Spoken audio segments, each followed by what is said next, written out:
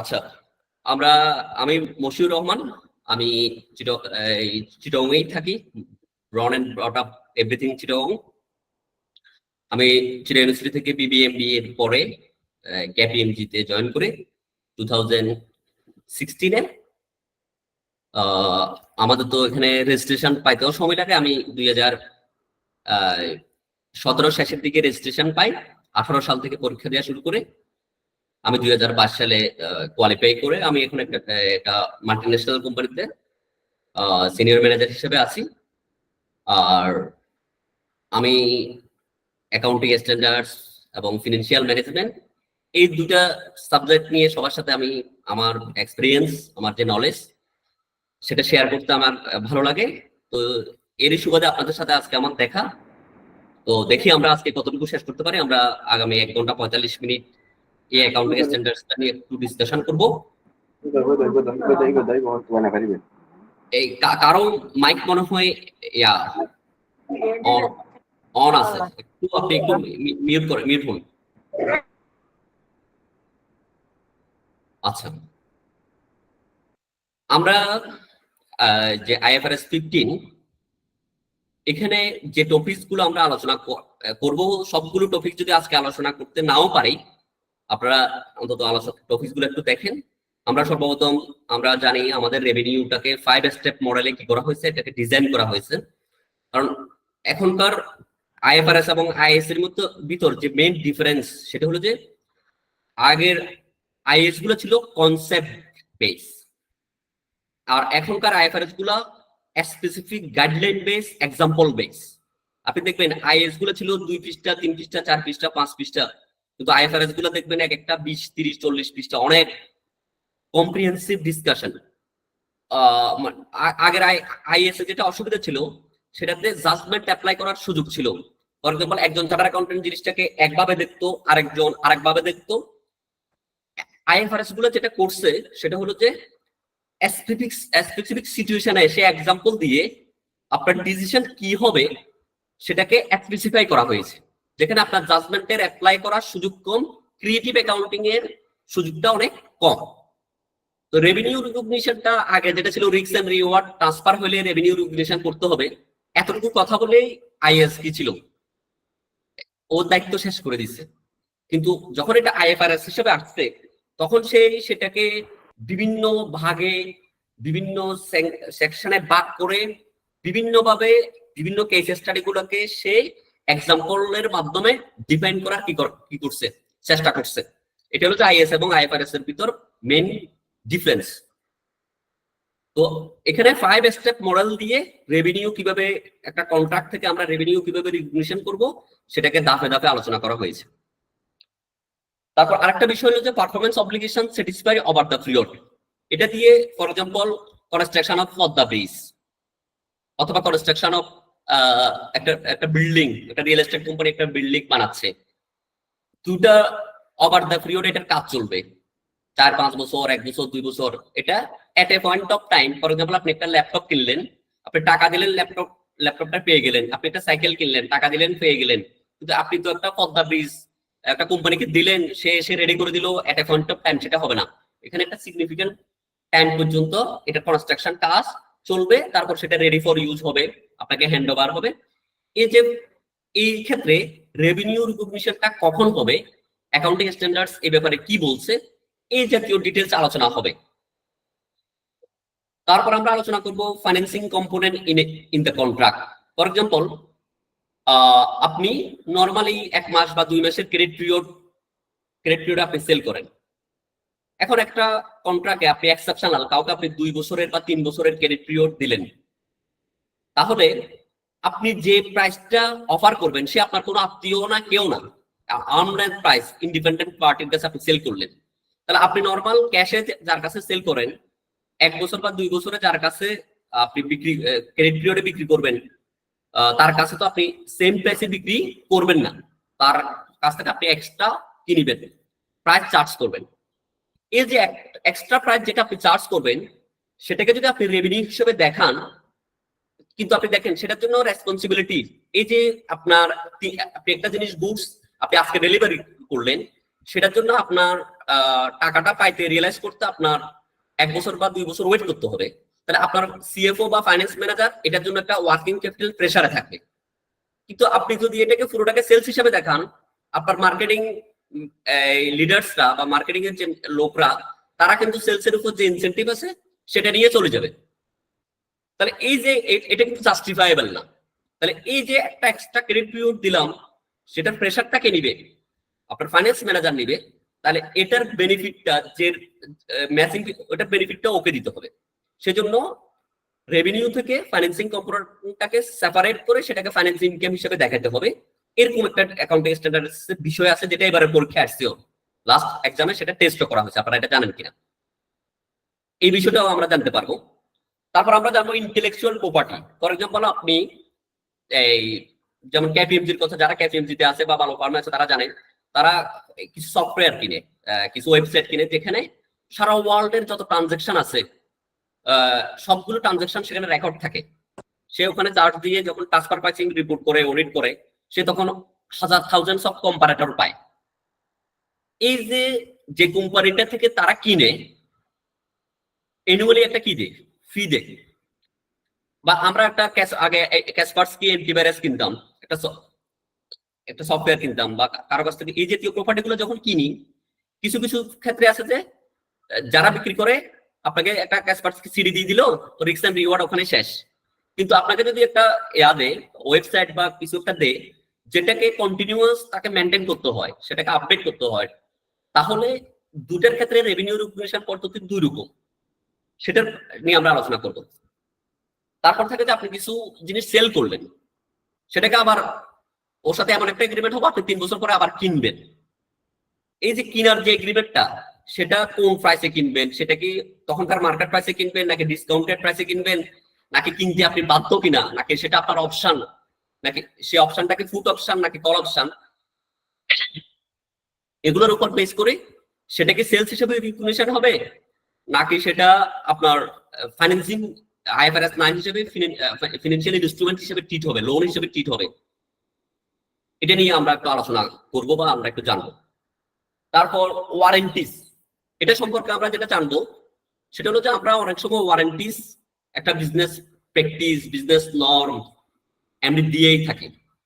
1 মাস, 2 মাস, 3 মাস, 6 মাস একটা ওয়ারেন্টিস আমরা দিয়ে থাকি, যেটা লিগ্যাল রিকোয়ারমেন্ট বা একটা বিজনেস স্ট্যান্ডার্ড প্র্যাকটিস।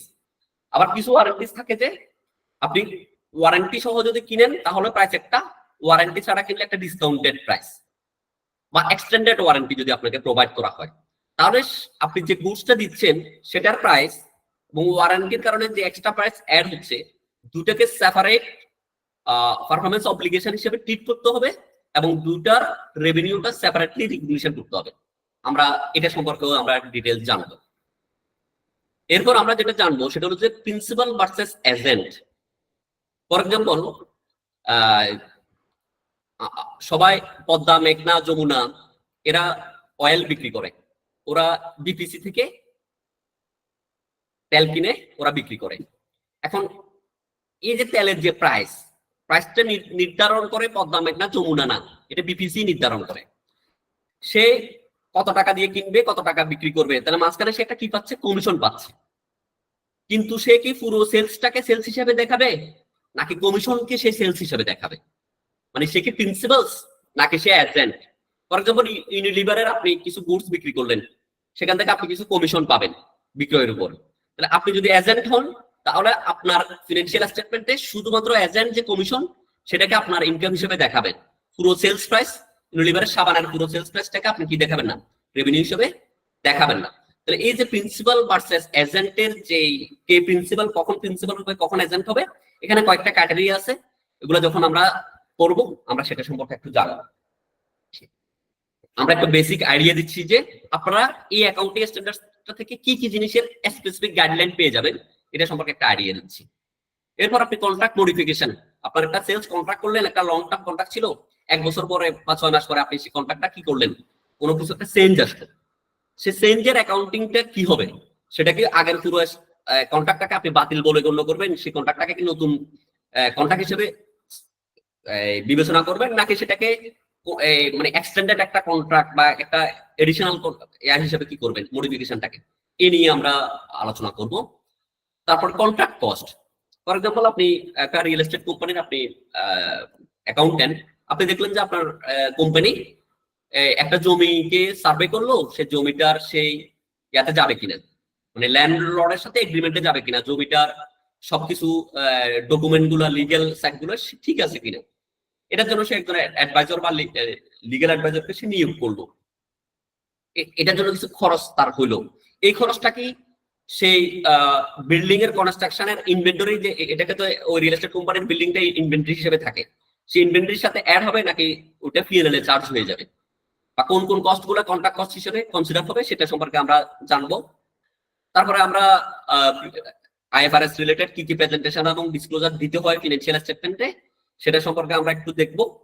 তারপরে প্রিভিয়াস ইয়ার কোশ্চেন গুলো আমরা, যেহেতু আইসিবি বেস আমাদের এই ডিসকাশনটা, আমরা প্রিভিয়াসলি আমাদের আইসিবি তে এই টপিকস গুলোর থেকে কোন কোন বিষয়টা টেস্ট হয়েছে, কিভাবে কোশ্চেন আসে, সেটাও আমরা রিলেট করার চেষ্টা করব। এরপরে আমরা যে রিস্ক এন্ড রিওয়ার্ড ট্রান্সফার হয় ইন্টারন্যাশনালি, যে প্রোগ্রাম গুলো আছে ওগুলো সম্পর্কে জাস্ট একটু দেখবো, বা আপনাদের রেফারেন্স হিসেবে আমি এখানে জাস্ট প্রেজেন্টেশন এটা আমরা রাখছি এতটুকু। এরপর আমরা আলোচনায় যাই।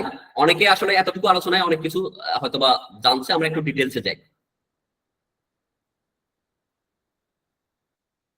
আমরা 5 স্টেপ মডেলের আমরা সবাই জানি 5টা স্টেপ। সর্বপ্রথম identify the contract with a customer. এখন কন্ট্রাক্টের ডেফিনিশন আপনারা ল অফ কন্ট্রাক্ট পড়ছি না, আমরা বিজনেস লতে আমরা কন্ট্রাক্টের ডেফিনিশন পড়ছি না? আপনারা কেউ একজন বলেন পড়ছি কিনা।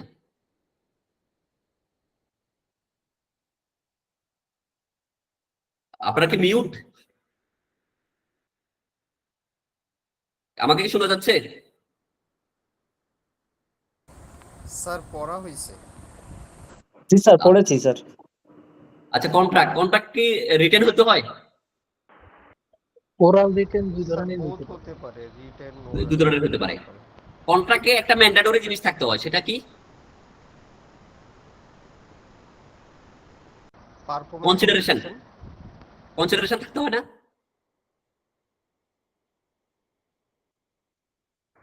আমি এখনো বলতে পারতেছি না। আচ্ছা, আপনারা ল অফ কন্ট্রাক্ট, আপনারা যারা বিজনেস লটা করছেন সেটা আপনারা যারা একটা কনসিডারেশন থাকে, মানে একটা প্রাইস থাকে, কত টাকা অফার থাকে, অ্যাকসেপ্টেন্স থাকে, এই যে বিষয় থাকে। আচ্ছা যাও, অতটুকু জানার দরকার নাই। আপনাকে একটা কন্ট্রাক্ট আইডেন্টিফাই করতে হবে। ফর এক্সাম্পল, আমি একটা দোকানে গিয়ে বললাম যে আপনি আমাকে 5000 পিস জামা গার্মেন্টস দেন। সে দোকানের নাম লিখছে অমুক ক্লথ স্টোর। এই যে দোকানের নামটা দিছে, সে আমাকে অফার করছে, আমি গিয়ে তার অফারটা অ্যাকসেপ্ট করলাম। আমি বললাম যে আপনি আমাকে 5000 পিস কি দেন। এই অফার লেটারটা যে সে আমাকে সিটি দিয়ে অফার করবে, মেল দিয়ে অফার করবে, কল করে অফার করবে, সেরকম না। সে যে দোকানের নামটা লিখছে, একটা ডিপার্টমেন্টাল স্টোর, এটা একটা ফার্মেসি, এটাও একটা অফার। সে আমাকে অফার করলো, আমি গিয়ে বললাম যে আমাকে এটা দেন, আমি ওর অফারটা অ্যাকসেপ্ট করলাম। তারপর আমি তাকে টাকা দিলাম, কনসিডারেশন। যাও, এটা বিজনেস ল এর ডিসকাশন, আমরা ওইদিকে যাচ্ছি না। তাহলে আমরা একটা কন্ট্রাক্ট আইডেন্টিফাই করবো, এটা হলো আমাদের স্টেপ 1। তারপর আমরা আইডেন্টিফাই করবো পারফরমেন্স অব্লিগেশন। এই যে কন্ট্রাক্ট, সেখানে তার যে পার্টি থেকে আমি, যে আমাকে অফার করলো, তার আমি কয়টা পারফরমেন্স অব্লিগেশন অ্যাকসেপ্ট করছি, মানে সে আমার জন্য কি কি কাজ করবে, সে কাজগুলোকে সেপারেটলি আইডেন্টিফাইবল কিনা। যদি সেপারেটলি আইডেন্টিফাই হয়, প্রতিটা কাজকে সেপারেটলি আইডেন্টিফাই করতে হবে। পরে যখন আমি আজকে একটা ইন্টারনেট কানেক্টিভিটি প্রোভাইডারকে বললাম যে আপনি এসে আমাকে কানেকশনটা দিয়ে যান, সে বললো যে আমরা তো রাউটার সহ দিই এবং কানেক্টিভিটি সহ দিই। তাহলে সে আমাকে কয়টা দিচ্ছে? একটা দিচ্ছে রাউটার, আরেকটা দিচ্ছে কানেক্টিভিটি। কানেক্টিভিটিতে সে সারা মাস আমাকে কি দিবে? আনইন্টারাপ্টেড ইন্টারনেট কানেকশন ফেসিলিটিস দিবে। আরেকটা দিবে সে রাউটার। এখানে কয়টা পারফরমেন্স? 2টা পারফরমেন্স। তাহলে এই যে 2টা পারফরমেন্স অব্লিগেশন দিতে হবে, সেটাকে আমি কয়টা, সেটাকে সেপারেটলি আইডেন্টিফাই করতে হবে আমাকে। এরপরে determine the transaction price. For example, আমাকে বললো যে আপনি রাউটার এবং কানেক্টিভিটি সহ যদি নেন, আপনাকে 6 মাসের কানেক্টিভিটি এবং রাউটার সহ আপনার প্রাইস হলো যে 10,000 টাকা। যদি আপনি নিজে নিজে রাউটার কিনেন, তাহলে আপনাকে পার মান্থ 5,000 টাকা করে 6 মাসে 6,000 টাকা দিলে হবে। তাহলে আমার টোটাল প্রাইস, ট্রানজাকশন প্রাইস কত টাকা? 10,000 টাকা। এটা আমি ডিটারমাইন করলাম। এরপরে অ্যালোকেট দ্য ট্রানজাকশন প্রাইস। অ্যালোকেটটা আমি কিভাবে করবো? আমার কানেক্টিভিটি পার মান্থ 1000 করে, 6 মাসে 6000, আর রাউটারের দাম 4000, 10000। তাহলে আমাকে সে যেদিন কানেক্টিভিটি দিয়ে যাবে সেদিনই সে রাউটারের রেভিনিউ রেগুলেশন করে দিবে, কিন্তু কানেক্টিভিটির জন্য সে প্রতি মাসে মাসে 1000 রেগুলেশন করবে। যদিও আমি 10,000 টাকা ওকে অ্যাডভান্স হয়তো বা দিয়ে দিলাম, কিন্তু সেই পুরো টাকাটা রেভিনিউ রিকগনিশন করবে না। 5 number revenue recognition, recognise the revenue. প্রাইসটা অ্যালোকেট করলাম, তারপরে রেভিনিউ রিকগনিশন করলাম। এই 5টা ধাপে আমরা কি করব? রেভিনিউ কে আমরা রিকগনাইজ করব, অ্যাকাউন্টস স্পট করব। এই 5টা স্টেপ আমরা একটা एग्जांपल দেখি। একটু আগে যে एग्जांपलটা আমি আপনাদেরকে বললাম, এই একটা কম্পিউটার দিছে এবং 12 মাসের একটা টেকনিক্যাল সাপোর্ট সে প্রোভাইড করছে। টেকনিক্যাল কম্পিউটারের লিগ্যাল রাইটসটা যখনই তাকে প্রোভাইড করছে সেদিনই কি হয়ে গেছে? ট্রান্সফার হয়ে গেছে। ইন এডিশন তাকে 12 মাস কি দিবে? বিনামূল্যে টেকনিক্যাল সাপোর্ট দিবে। সেটার জন্য কাস্টমার পেড এত টাকা upfront if sold individually. The selling price of the computer 300, the selling price of the technical support 120। এখানে দেখেন তাহলে দুটা, একটা হচ্ছে 420 আর একটা হচ্ছে 120। দুটাকে যদি আমি যোগ করি তাহলে কত টাকা হয়? 640 টাকা, 540 টাকা না? কত টাকা হয়? না, কাস্টমার পেড 420, সেপারেটলি বিক্রি করলে 300 আর 120। তাহলে তো এটা সেপারেটলি, এখানে কোনো ডিসকাউন্টেড নাই, মানে অ্যাজ এ প্যাকেজ কোনো ডিসকাউন্ট অফার করা হয়নি। তাহলে এটা একদম ইজি एग्जांपल ছিল। সে ইজি एग्जांपले যখনই সে কম্পিউটারটা বিক্রি করে দিবে তখনই সে 300 টাকা রেভিনিউ রিকগনিশন করবে, আর টেকনিক্যাল সাপোর্টটাকে প্রতি মাসে মাসে, তাহলে 12 মাসে, তাহলে প্রতি 10 টাকা 10 টাকা প্রতি মাসে মাসে রেভিনিউ রিকগনিশন করবে। এটাকে আমরা একটা एग्जांपल আকারে স্টেপ 1 2 3 4 5 এভাবে কি করছি? ডিফাইন করার চেষ্টা করছি। আপনারা एग्जांपलটা যখন আমি প্রেজেন্টেশনটা শেয়ার করব এটা দেখে নেবেন। এটা নিয়ে আমরা ডিসকাশন অত না করে আমরা এখানে ডিসকাশনটা আমরা কভার করার চেষ্টা করছি, এখানে হয়ে গেছে। আচ্ছা, এরপর একটা, এটা হলো যে সবচেয়ে ইম্পর্টেন্ট एग्जांपल 2টা। এখানে দেখেন straight sales a machine and 1 year free technical support. সে একটা মেশিন বিক্রি করছে এবং 1 বছরের ফ্রি টেকনিক্যাল সাপোর্ট, এই দুটা মিলাই এজ এ প্যাকেজ প্রাইস সে $1,00,000 একটা জিনিস বিক্রি করছে, মেশিন বিক্রি করছে। The sale of the machine and the provision of the technical support have been identified as separate performance obligation. Shed usually sells the machine for 95,000. Say usually এই মেশিনটা 95,000 টাকা বিক্রি করে, but it has not yet started selling technical support for this machine asset and alone product. মানে এটাকে সে separately কারো কাছে এখনো বিক্রি করা শুরু করে নাই। তবে সেই এই জাতীয় অন্য কোনো আফটার সেল সার্ভিস যদি কাউকে প্রোভাইড করে সেখানে সে মানে 50% মার্কআপ সে কি করে? অ্যাড করে।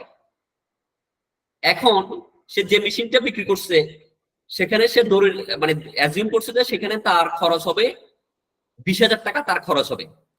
তাহলে মার্কআপটা হয় অন কস্ট, মার্জিনটা হয় অন সেলস প্রাইস। সেটা তো সবাই আমরা জানি। মার্কআপ এবং মার্জিনের পার্থক্যটাকে আমরা জানি সবাই। সবাই একটু বলেন, মার্কআপ এবং মার্জিনের পার্থক্য কি আমরা জানি? হ্যালো, একজন দুজন বলেন না, একটু রেসপন্স করেন, তাহলে ইন্টারেক্টিভ হবে। মার্কআপ, মার্জিনের ভিতরে প্রফিট অন্তর্ভুক্ত থাকে। মার্জিন হলো যে সেলস প্রাইসের উপর, আর মার্কআপ হলো যে অন কস্ট, যেটা কস্ট থাকবে সেটার উপর 50%। 50% মানে এখানে 20,000 টাকার 50% মানে 10,000, তাহলে টোটাল হবে 30,000। তাহলে দেখেন সেপারেটলি যদি এটা বিক্রি করে, এটা বিক্রি করতে পারবে 95,000 টাকা, এটা বিক্রি করবে 30,000 টাকা। তাহলে total separate amount price separately কত? 1,25,000। 95 আর 30 কত? 1,25,000 না? কিন্তু সে এটা অ্যাজ এ প্যাকেজ বিক্রি করছে কত? 1,00,000। অ্যাজ এ প্যাকেজ বিক্রি করছে কত? 1,00,000। এই ক্ষেত্রে সে মেশিনের জন্য রেভিনিউ হিসেবে কত টাকা অ্যালোকেট করবে এবং টেকনিক্যাল ফি এর জন্য কত টাকা রেভিনিউ অ্যালোকেট করবে, এটার আবার দুটো মেথড আছে অ্যাকাউন্টিং স্ট্যান্ডার্ডসেও, দুটো মেথড আছে। একটা হলো যে রেসিডুয়াল অ্যাপ্রোচ মেথড, আর একটা হলো যে বেটার অ্যাপ্রোচ, সেটা হলো যে প্রপোর্শনেট মেথড। রেসিডুয়াল মানে ব্যালেন্সিং মেথড। ব্যালেন্সিং মেথড বলতে যেটা বোঝায় সবচেয়ে কস্টলি যে পারফরম্যান্স অব্লিগেশন আছে সেটার প্রাইসটাকে সর্বপ্রথম সে আইডেন্টিফাই করে। আইডেন্টিফাই করার পরে টোটাল প্রাইস থেকে সেটাকে বিয়োগ করার পরে যেটা থাকে সেটাকে সে অন্য যে পারফরম্যান্স অব্লিগেশন আছে সেটার জন্য সে ব্যালেন্সিং হিসেবে সেটা অ্যালোকেট করে। ফর এক্সাম্পল, এখানে যদি 1 লাখ টাকা টোটাল প্রাইস হয়, আমি মেশিনের জন্য সে নরমালি বিক্রি করে 95,000 টাকা, তাহলে ব্যালেন্স থাকে কত টাকা? 5,000 টাকা। তাহলে সে রেসিডুয়াল অ্যাপ্রোচ বা ব্যালেন্সিং অ্যাপ্রোচে সে রেভিনিউ হিসেবে রিকগনিশন করবে মেশিনের জন্য 95,000 টাকা আর টেকনিক্যাল সাপোর্টের জন্য 5,000 টাকা।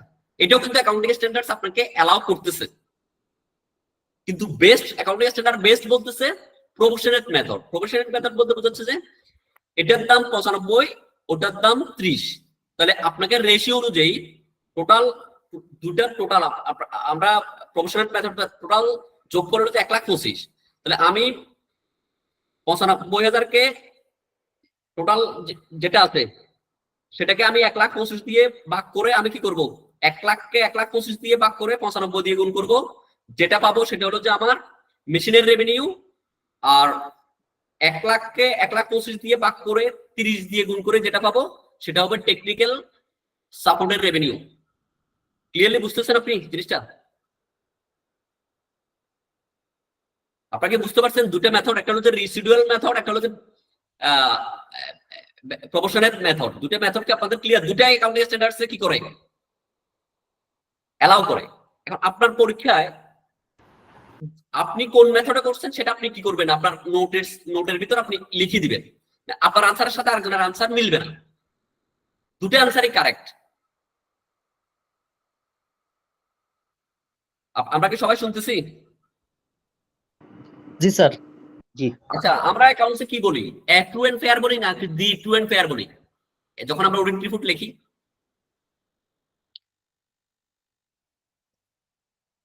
এ ট্রু এন্ড ফেয়ার বলি নাকি দি ট্রু এন্ড ফেয়ার বলি? কে বলেন?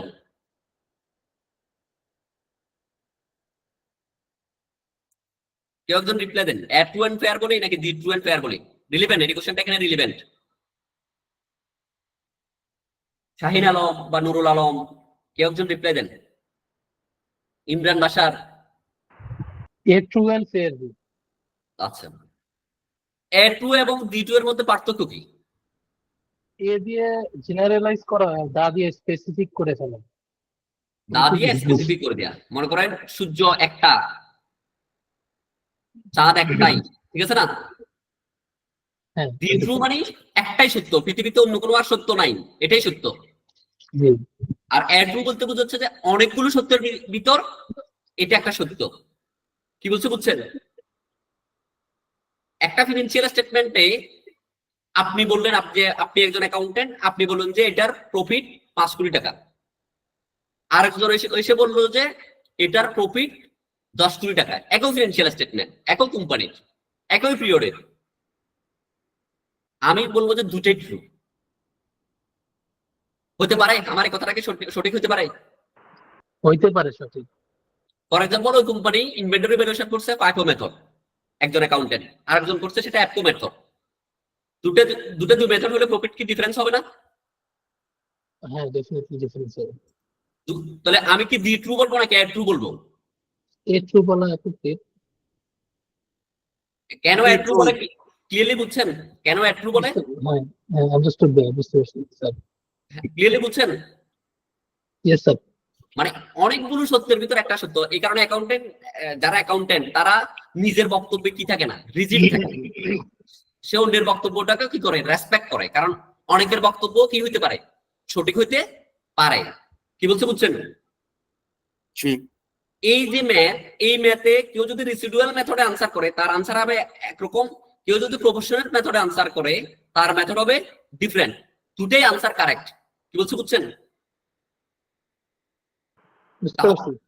কিন্তু আপনি যদি পরীক্ষায় লিখে দেন আপনি রেসিডুয়াল মেথডে করছেন অথবা আপনি প্রপোর্শনাল মেথডে আনসার করছেন, অন্য মেথডে করলে আনসার ডিফারেন্স হতে পারে, তাহলে আপনার এখানে মার্ক কাটার কোনো কি নাই, কোনো সুযোগ নেই। এবং আপনার কনসেপ্ট সম্পর্কে যে খাতা কাটবে সেই মানে একটা রেসপেক্ট আসবে, সে জানে, সে মানে শুধুমাত্র যোগ বিয়োগ করে ক্যালকুলেশন না, সে অ্যাকাউন্টিং স্ট্যান্ডার্ডটা জানে, বুঝে।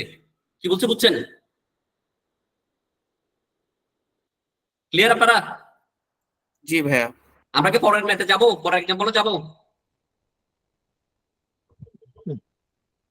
জি, আমরা পরের এক্সাম্পলে যাই।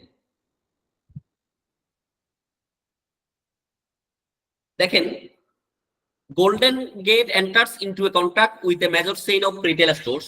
The customer commits to buy at least 20 million of products over the next 12 months. সে তার থেকে 20 মিলিয়নের একটা গুডস কেনার জন্য সে কমিটেড পরবর্তী 12 মাসে।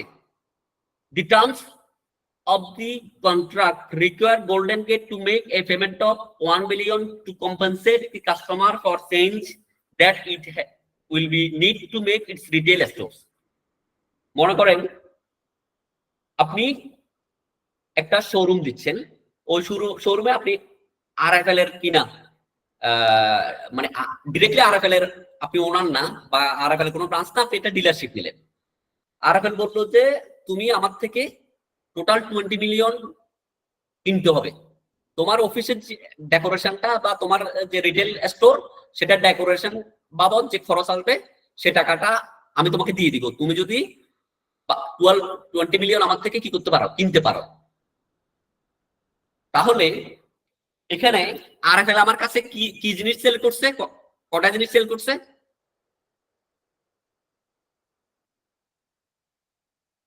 হ্যালো, আরএফএল যদি আমাকে ফর এক্সাম্পল আমি যদি আরএফএল থেকে এই মাসে 5 মিলিয়ন গুডস কিনি, 5 মিলিয়ন গুড যদি আমি কিনি,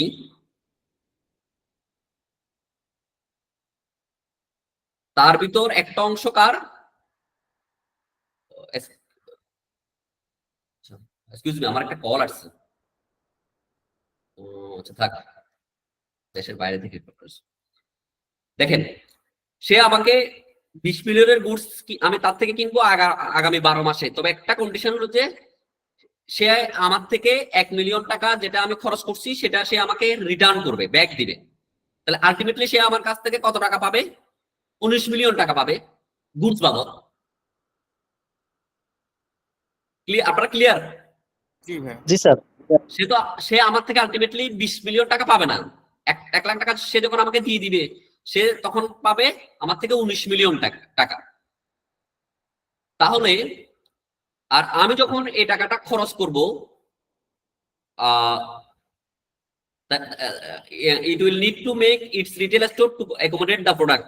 By the 31 December 2001, Golden Gate has transferred the product with a sales value of 4 million to the customers. How much revenue should be recognized by the Golden Gate in the year ended 31st December 2011? সর্বপ্রথম সে 1 million টাকা দিয়ে দিছে, তাহলে সে এটার entry দিবে advance debit, bank credit 1 million টাকা।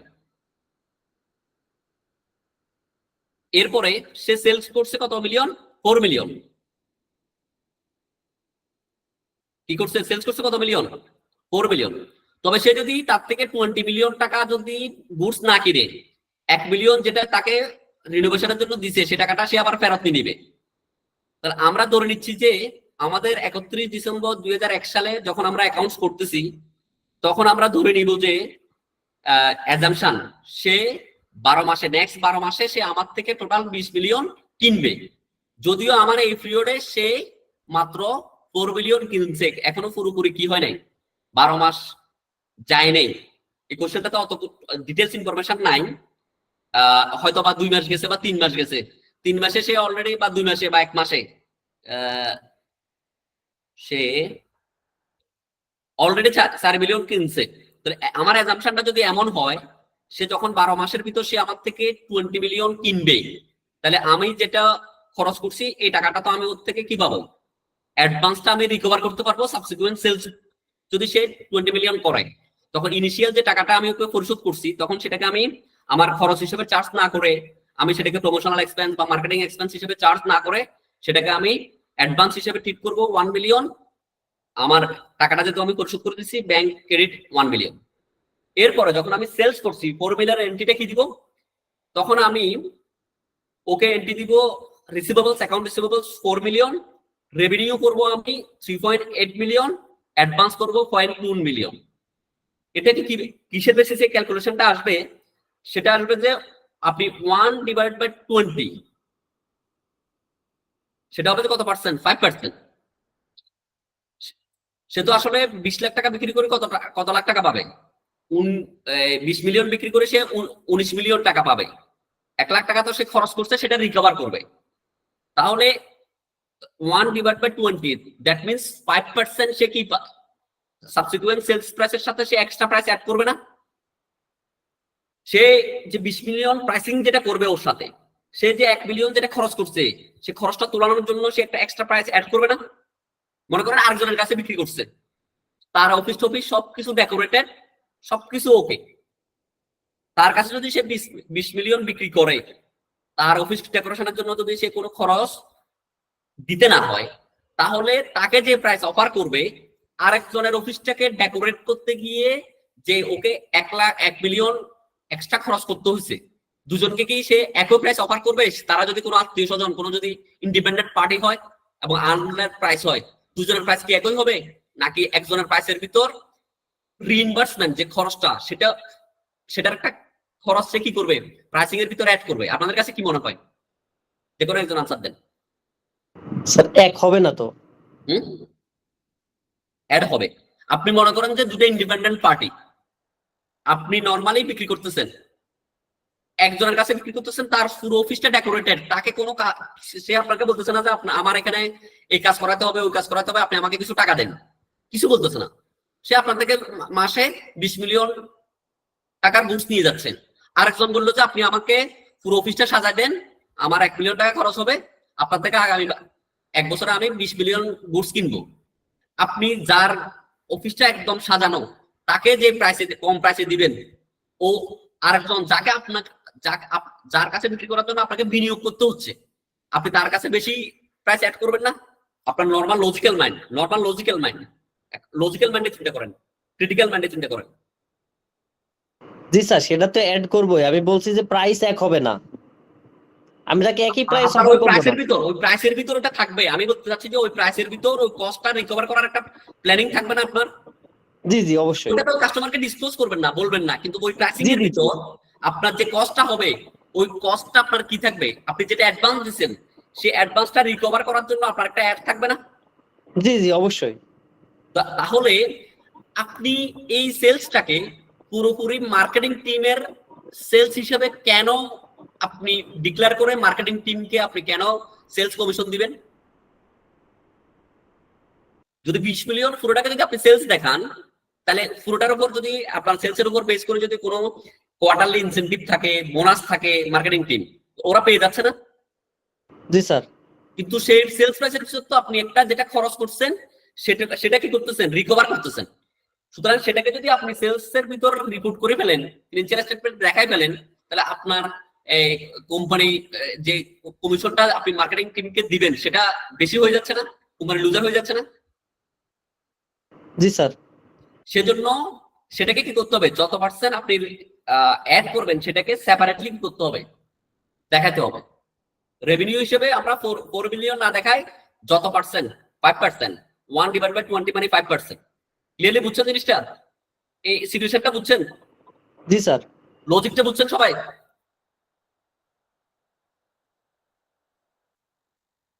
Clearly বুঝছেন? না বুঝলে আমি ফর এক্সাম্পলে যেতে পারতেছি না। আপনাকে কেউ না বুঝলে আবার বলেন, আমি আরেকবার রিপিট করব।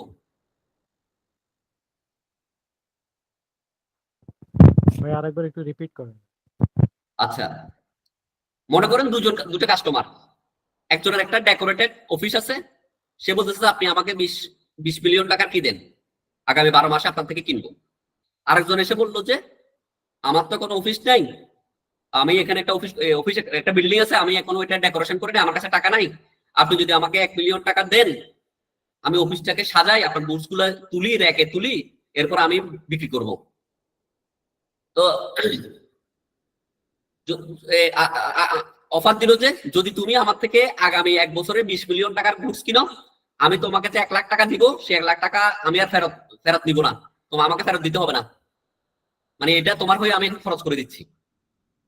এখন আপনি এই যে দুটো ইন্ডিভিজুয়াল কাস্টমার, দুজনের কাছে আপনি যে নরমাল মার্কআপ করেন, যে প্রাইসিং করেন, যে আপনার কস্টে যে নরমাল র মেটেরিয়ালস এর price, direct labour, direct overhead যে প্রাইসিং, ওই প্রাইসিং এর সাথে আপনি যে কাস্টমারকে 1 মিলিয়ন টাকা খরচ করে ওর অফিসটাকে রিনোভেশন করে ফেলছেন, ওই টাকাটাও প্রাইসিং এর সাথে আপনি কস্টের সাথে অ্যাড করবেন না? জি জি করবো। করব। তাহলে এটা আপনার নরমাল যে রেভিনিউ, সেই রেভিনিউর সাথে আপনি 1 মিলিয়ন যেটা কস্ট করছেন সেটা আপনি রিকভার করার জন্য এক্সট্রা প্রাইস অ্যাড করবেন না? করবো, নাহলে তো আমার লস হবে। লস হবে। সেটাকে আপনাকে রেভিনিউ হিসেবে দেখানো যাবে না। যে কস্টটা আপনি রিইনভার্স করবেন সেটাকে আপনি ইনিশিয়াল লেভেলে যে কস্টটা দিবেন সেটাকে খরচ হিসেবে চার্জ না করে সেটাকে অ্যাডভান্স হিসেবে অ্যাসেটে দেখাতে হবে, এবং সেই অ্যাসেটটাকে পরবর্তী সেলসের এগেইনস্টে অ্যামোর্টাইজ করতে হবে। ক্লিয়ারলি বুঝছেন? অ্যাডভান্সকে ক্রেডিট করতেছি, মানে অ্যাডভান্সকে এখানে অ্যামোর্টাইজ করতেছি 0.2 মিলিয়ন। এই যে বুঝছেন জিনিসটা? জি জি এখন বুঝছেন? ক্লিয়ার হয়েছে ভাই। আচ্ছা, এটা হলো যে লজিক। আর কোন ফাইন্যান্সিং কম্পোনেন্ট, যেটা এবার পরীক্ষায় আপনাদের আসছে কোশ্চেনটা। একটু আগে আপনাদেরকে আমি বলছি, আপনি নরমাল একটা কাস্টমারকে হয়তো 30 ডেজ বা 80 ডেজ বা 90 ডেজ ক্রেডিট পিরিয়ড দেন। হঠাৎ করে একটা কাস্টমারকে আপনি 3 বছরের ক্রেডিট পিরিয়ড দিচ্ছেন। আপনার যদি কোনো থার্ড পার্টি, মানে আপনার সাথে কোনো রিলেশন যদি না থাকে, একদম ইন্ডিপেন্ডেন্ট দুজন কাস্টমার যদি হয়, আপনি যাকে 2 বছর বা 3 বছরের ক্রেডিট পিরিয়ড দিচ্ছেন, আপনি কি তার প্রাইসের সাথে, সেলস প্রাইসের সাথে আপনার ফাইন্যান্স কস্টটাকে অ্যাড করবেন না? আপনাদের কাছে কি মনে হয়? অবশ্যই করব স্যার, হ্যাঁ, করতে হবে। জি জি করতে করবেন না? অবশ্যই অ্যাড করব, অবশ্যই অ্যাড করব। এবং এটার কারণে আপনার ফাইন্যান্স ম্যানেজার একটা ওয়ার্কিং ক্যাপিটাল প্রেসারে পড়বে না? আপনার জি সিএফও স্যার, জি প্রেসারে স্যার, পড়বে না?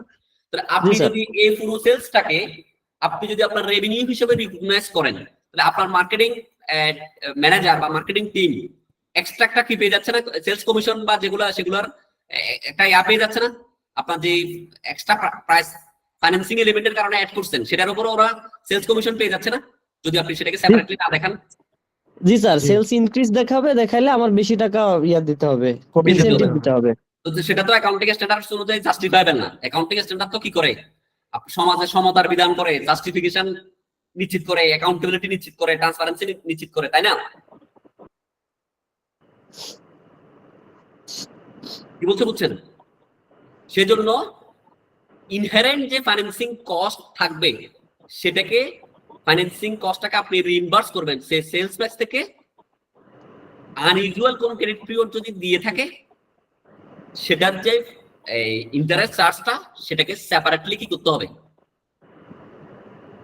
রিকগনাইজ করতে হবে over the period, over the period.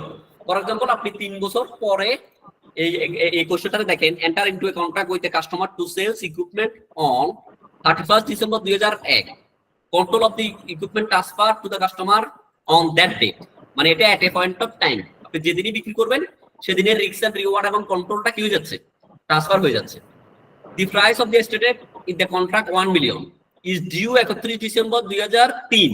সে বিক্রি করতেছে 31 ডিসেম্বর, সে টাকা পাবে 31 ডিসেম্বর 2003-এ। তাহলে 2-3 কয় বছরে? 2 বছরের একটা 2 বছর পরে পাচ্ছে না? 2 বছর পরে পাচ্ছে। মার্কেট রেট অফ ইন্টারেস্ট তার জন্য 10%। তাহলে এই যে 1 মিলিয়ন টাকা যেটা সেলস প্রাইস, আমি ধরে নিতে পারি যে এটার প্রেজেন্ট ভ্যালু 1 মিলিয়ন টাকাকে আমি 2 বছর পরে পাবো। এটার এখনকার প্রেজেন্ট ভ্যালুর সূত্র কি? Future value divide by 1 + i whole to the power n।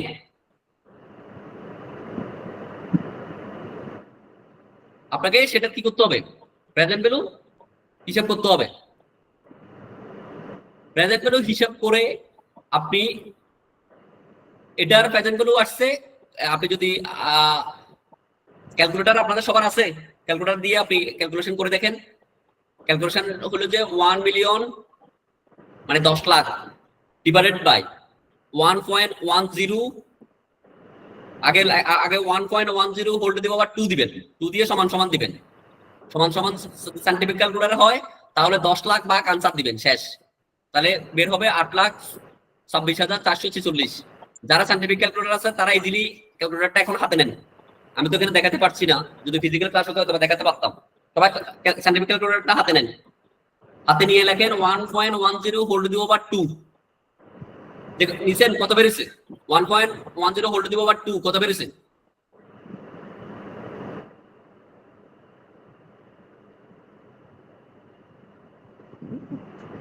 কেউ একজন বলুন।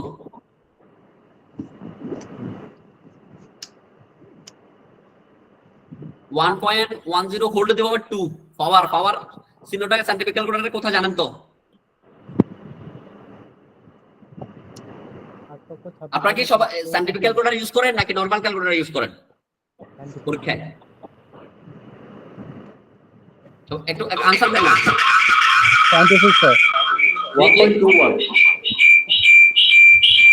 1.21 10 লাখকে 1.21 দ্বারা ভাগ করেন। আপনার মাইটে 10 লাখকে 1.21 দ্বারা ভাগ করেন, কত বেরিয়েছে? আমি একটু ক্যালকুলেটরটা নিয়ে আসি 1 মিনিট। স্যার 8,26,446। এই যে 8,26,446 এটা হলো যে প্রেজেন্ট ভ্যালু, এটা হলো যে আপনার রেভিনিউ, এটা হলো যে আপনার কি রেভিনিউ। এই যে 10 লাখ থেকে 8,26,446 যে পার্থক্য, সেটা হলো যে আপনার ফাইন্যান্সিং এলিমেন্ট, আপনার ফাইন্যান্স ইনকাম হিসেবে সেপারেটলি দেখাতে হবে। তো সেটা আপনার অ্যামোর্টাইজেশন শিডিউল রিয়া অনুযায়ী প্রথম বছর 8,26,446 টাকার উপর কত পার্সেন্ট? 10%, মানে 8,266 টাকা, 8,266 টাকা, সরি 82,644 টাকা। এটাকে আপনাকে কি করতে হবে? রেভিনিউ রিকগনিশন হিসেবে রিকগনিশন করতে হবে প্রথম বছরে। সেকেন্ড বছরে গিয়ে বাকিটা টোটাল 8,46,000 সাথে প্রথম বছরের এক বছর যাওয়ার পরে 82,000 আর পরের বছর 90,000, টোটাল এই তিনটা যোগ করলে টোটাল 1 মিলিয়ন টাকা।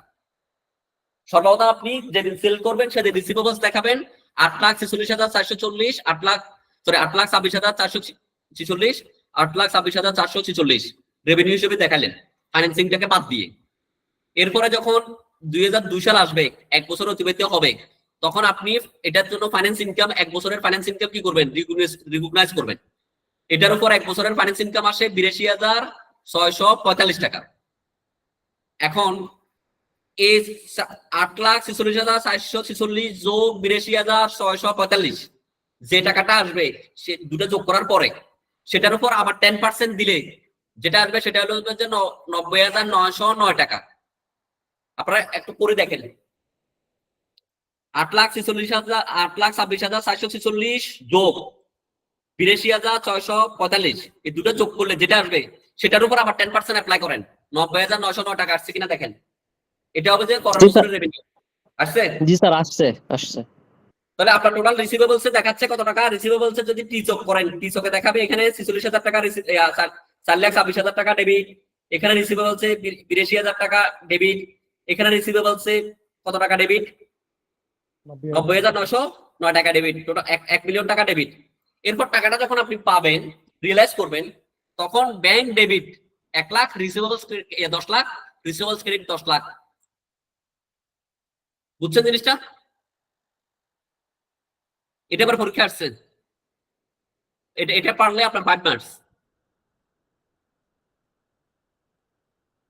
কেউ বুঝে না যে আছে ক্যালকুলেশনটা? স্যার সবগুলাই কি রিসিভেবল মানে সেলস রিসিভেবল? আপনি একটা হলো ইন্টারেস্ট রিসিভেবলস, অ্যাকাউন্টস রিসিভেবলস, আর একটা হলো ইন্টারেস্ট রিসিভেবলস। আপনি যেহেতু আপনাকে আমি বলি, এটা তো যারা অ্যাকাউন্টস ইআরপি সফটওয়্যারে করছে, ইআরপি সফটওয়্যার একটা কাস্টমার, এই কাস্টমার এটা তোকে তো আপনি এই ম্যাপিং করতে হবে যে কাস্টমার হিসেবে না, এআরএ না? এআরই করতে হবে। আপনি যদি এখন দুইটাকে দুই জায়গায় একবার দুই জায়গায় লেখেন তাহলে আপনার রিকনসিলিয়েশনে প্রবলেম হয়ে যাবে না? সেটা হবে। আপনি একটা আর এটা তো আপনার কন্ট্রোল অ্যাকাউন্টেও একটা গরমিল লেখা দিবে না? তো আপনি এই কারণে শুধুমাত্র পরীক্ষা রিসিভেবলস লিখবেন, এত কিছু অ্যাকাউন্টস রিসিভেবলস এটা দরকার নাই। কি বলছে বুঝেন নাই? বুঝতে পারছি, কিন্তু স্যার পরের বছর যেইগুলা আমি ফাইন্যান্স ইনকাম হিসাবে দেখাবো সেইগুলা রিসিভেবল তো, মানে যদি জার্নালটা যদি এভাবে দেই যে আমি তো ইন্টারেস্ট এখানে আমি তো এখানে রিসিভেবল, অ্যাকাউন্ট রিসিভেবলস বলি নাই, ইন্টারেস্ট রিসিভেবলস বলি নাই, শুধু কি হ্যাঁ বলছি? রিসিভেবল। কনফিউশন আছে কোনো? কোনো ভুল ধরার তো চান্স নাই, আছে? হ্যাঁ, সেটা পরীক্ষার খাতায় ভুল ধরার কোনো চান্স নাই, কিন্তু এটাই, জানা। এই কারণে আমি এখানে রিসিভেবলস দিচ্ছি। কি বলছে বুঝছেন? বুঝতে পারছি। আর ইন প্র্যাকটিক্যাল লাইফ আপনাকে অ্যাকাউন্টস কস্ট বেনিফিট অ্যানালাইসিস আছে না, কস্ট কনস্ট্যান্ট একটা কনসেপ্ট আছে না? আমরা তো, আপনি তো, যেহেতু আমরা আজকের ক্লাসটা ফ্রি রাখছি, আইএফআরএস 15 নিয়ে আলোচনা করছি, আসলে আমাদের উচিত ছিল IS 1 এবং কনসেপচুয়াল ফ্রেমওয়ার্ক আলোচনা করে ক্লাসটা শুরু করা। কি বলছি বুঝছেন? যদি আমি ওই ডিসকাশন গুলো করতাম তাহলে আপনি এই কোশ্চেনটা করতেন না। কি বলছি বুঝছেন? বুঝতে পারছি স্যার। মানে অ্যাকাউন্টিং স্ট্যান্ডার্ডস কে কমপ্লাই করতে গিয়ে আপনার যদি ঝামেলা বেড়ে যায়, ওয়ার্কলোড বেড়ে যায়, ভুল হওয়ার সম্ভাবনা বেড়ে যায়, সেক্ষেত্রে আপনি কমপ্লাই করবেন না। তো আপনাকে তখন এক জায়গায় দেখালে হবে। কি বলছি বুঝেন নাই? তখন আপনাকে এটা অ্যাকাউন্ট রিসিভেবলস হিসেবে দেখালেও সমস্যা নাই। বুঝতে পারছি। আপনি যদি দুই জায়গায় দুটা অ্যাকাউন্ট, একই ব্যক্তির নামে যদি দুটা লেজার খোলেন, একটাকে as a trade account receivable, trade receivables হিসেবে, আর একটাকে নন ট্রেড রিসিভেবলস এ দেখান, তো একই দুইবার হয়ে যাবে না? তখন আপনি ওই থেকে টাকা যখন পাবেন, এই টাকাটা ম্যাপিং করাটা, এন্ট্রি দেওয়াটা দ্বারা কোশ্চেনটা ছিল স্যার এরকম যে রিসিভেবল তো আমি ওনার কাছ থেকেই পাবো, যার কাছে সেলস করছি তার কাছ থেকেই আমি টাকাটা ধীরে ধীরে রিকগনাইজ, মানে করবো আর কি, রিয়েলাইজ করব। কিন্তু মানে ব্যালেন্স শিটে যে আমি দুইটা আইটেম দেখাবো, দুইটাই তো আমার মানে আলাদা আলাদা দেখাইতে হবে নাকি? আমি বললাম যে দেখানোটা অত বেশি ইম্পর্টেন্ট না এখানে, কারণ এটা দেখাতে গিয়ে যে জটিলতাগুলো এরাইজ হবে সেটা থেকে এক জায়গায় দেখানোটা বেটার। অ্যাকাউন্ট রিসিভেবলস বড় অ্যামাউন্টটা কোথায়? বড় অ্যামাউন্টটা কোথায়? সেলস না? সেলস, হ্যাঁ। ও আমি ওখানে দেখা দিব। পুরা মানে প্রত্যেক বছর সেলস এর সাথে, সেলস এর অ্যাকাউন্টস রিসিভেবল সাথে ওই ইন্টারেস্ট অ্যামাউন্ট গুলো যোগ করতে থাকবে, যোগ করে আমি ওটা ওখানে দেখা দিব। এবং কেন দেখাবো সেটা অ্যাকাউন্টিং স্ট্যান্ডার্ডস কোন লাইনে, এই যে কস্ট কনস্ট্যান্ট, বেনিফিট, কন্ট্রোল, অনেকগুলো বিষয় এখানে থাকবে। কি বলছে বুঝছেন? বুঝতে পারছি। এটা যখন আমরা কনসেপচুয়াল ফ্রেমওয়ার্ক করব, IS 1 করব, এগুলো তখন কখন আমি নেট অফ করতে পারবো, কখন সেপারেটলি দেখাতে হবে, কখন আমি যোগ করে দেখাতে পারবো, কখন অফসেট করতে পারবো। কি বলছে বুঝছেন? বুঝতেছি স্যার। মনে করেন ইনকাম ট্যাক্স অ্যাসেট এবং ইনকাম ট্যাক্স লায়াবিলিটি দুটোকে নেট করে আমার যদি অ্যাসেট সেটটা বড় হয়, তখন আমরা অ্যাসেট দেখাই না? দেখাই। এই জাতীয় বিষয় কতগুলো জিনিস থাকে যেগুলো আমরা একটু আলোচনা করবো পরে। ঠিক আছে স্যার, ওকে। আমরা এই ম্যাথটা বুঝে গেছে? ক্লিয়ারলি বুঝে গেছে? Understood sir, clear. Okay okay, এটা এবারে পরীক্ষা কিন্তু আসছে। এবার পরীক্ষা এই কোশ্চেনটা আসছে, একটু পরে দেখি, সলিউশনটা আমি এখন ডিসকাস করবো আর কি। স্যার এই কোশ্চেন গুলো তো এখন ওই ওয়েবসাইটে দেখি নাই, মানে অ্যাভেলেবল এটা আসলে আমি তো ওই, এটা যদিও আমাদের দুঃখজনক, তার সাথে সাথে দিয়ে দেওয়া উচিত। সেটাই দিলে একটু ভালো হয়। আমাদের প্রতি ওদের ভালোবাসা কেমন সেটা এইগুলো দিয়ে প্রমাণ হয় আর কি। কি বলছি বুঝছেন? বুঝতে পারছি স্যার। আমাকে সে কতটা কেয়ার করতেছে, কতটা কদর করতেছে, সেগুলা এগুলোর মাধ্যমে প্রমাণ হয়।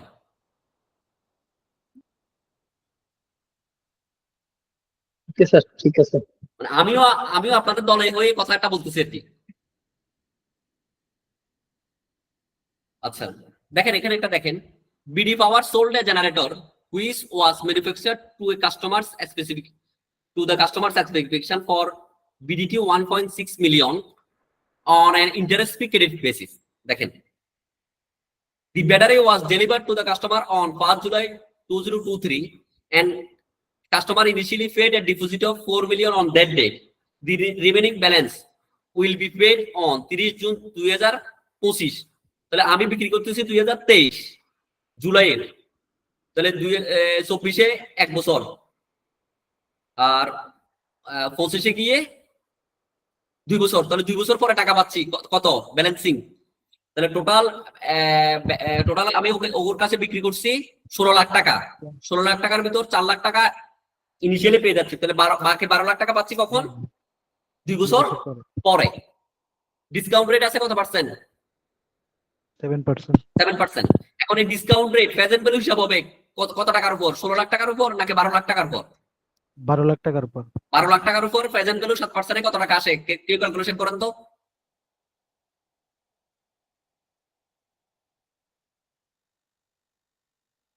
কত টাকা আসে?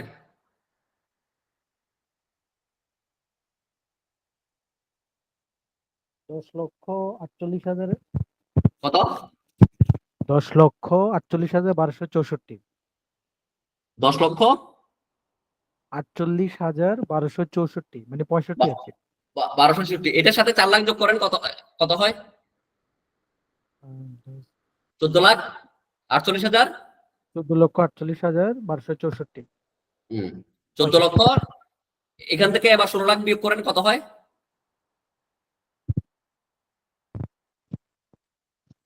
এখান থেকে কি করবো ভাই? 16 লাখ 16 লাখ যদি বিয়োগ করে 16 লাখ থেকে যদি 14 লাখ পার্থক্য করি কত হয়? 1 লাখ কত হাজার? 1,52,000 সামথিং না?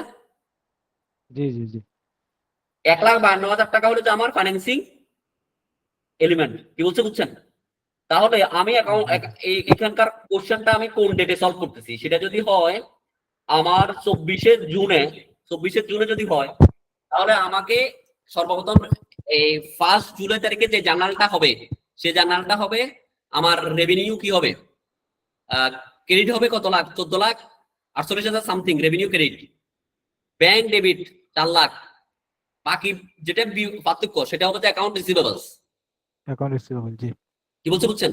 আবার 30 জুনে এসে আমি 1 বছরের ফাইন্যান্স ইনকাম 10,48,000 সামথিং এর উপর 7% কত টাকা আসে? আপনার 10 লাখ যেটা 48,000 আসছে সেটার উপর 7% কত টাকা আসে?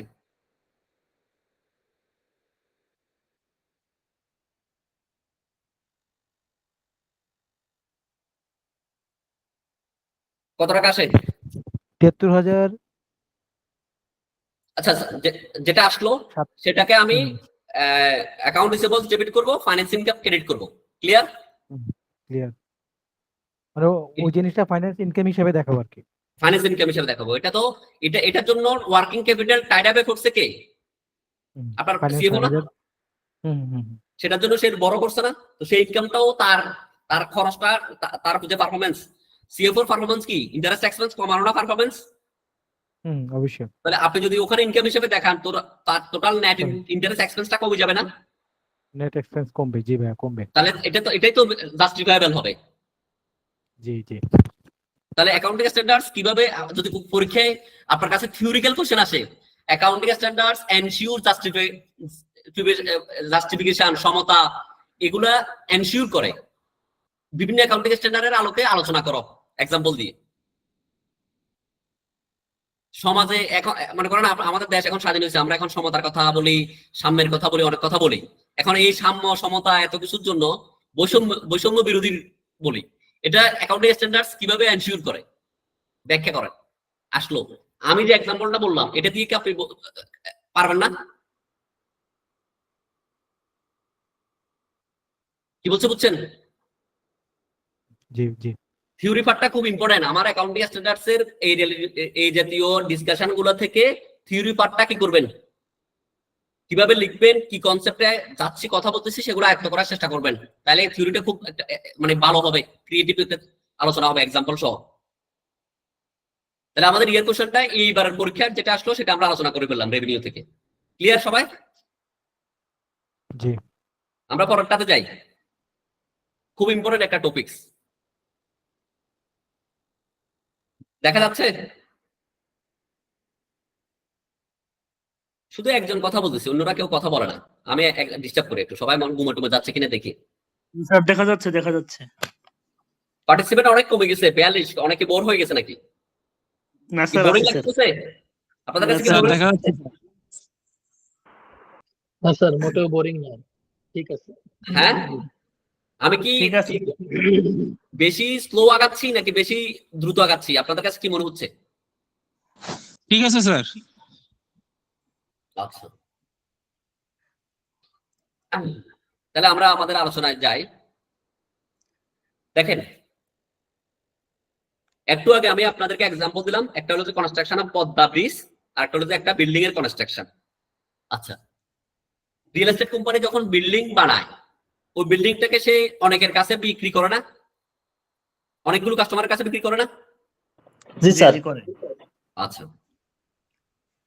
আর পদ্মা সেতু যে যারা চাইনিজ কোম্পানি বা যারা পদ্মা সেতুটা কনস্ট্রাক্ট করছে, ওরা কি চাইলে এই সেতুটা মানে কনস্ট্রাক্ট করে ইন্ডিয়ার কাছে বিক্রি করতে পারবে?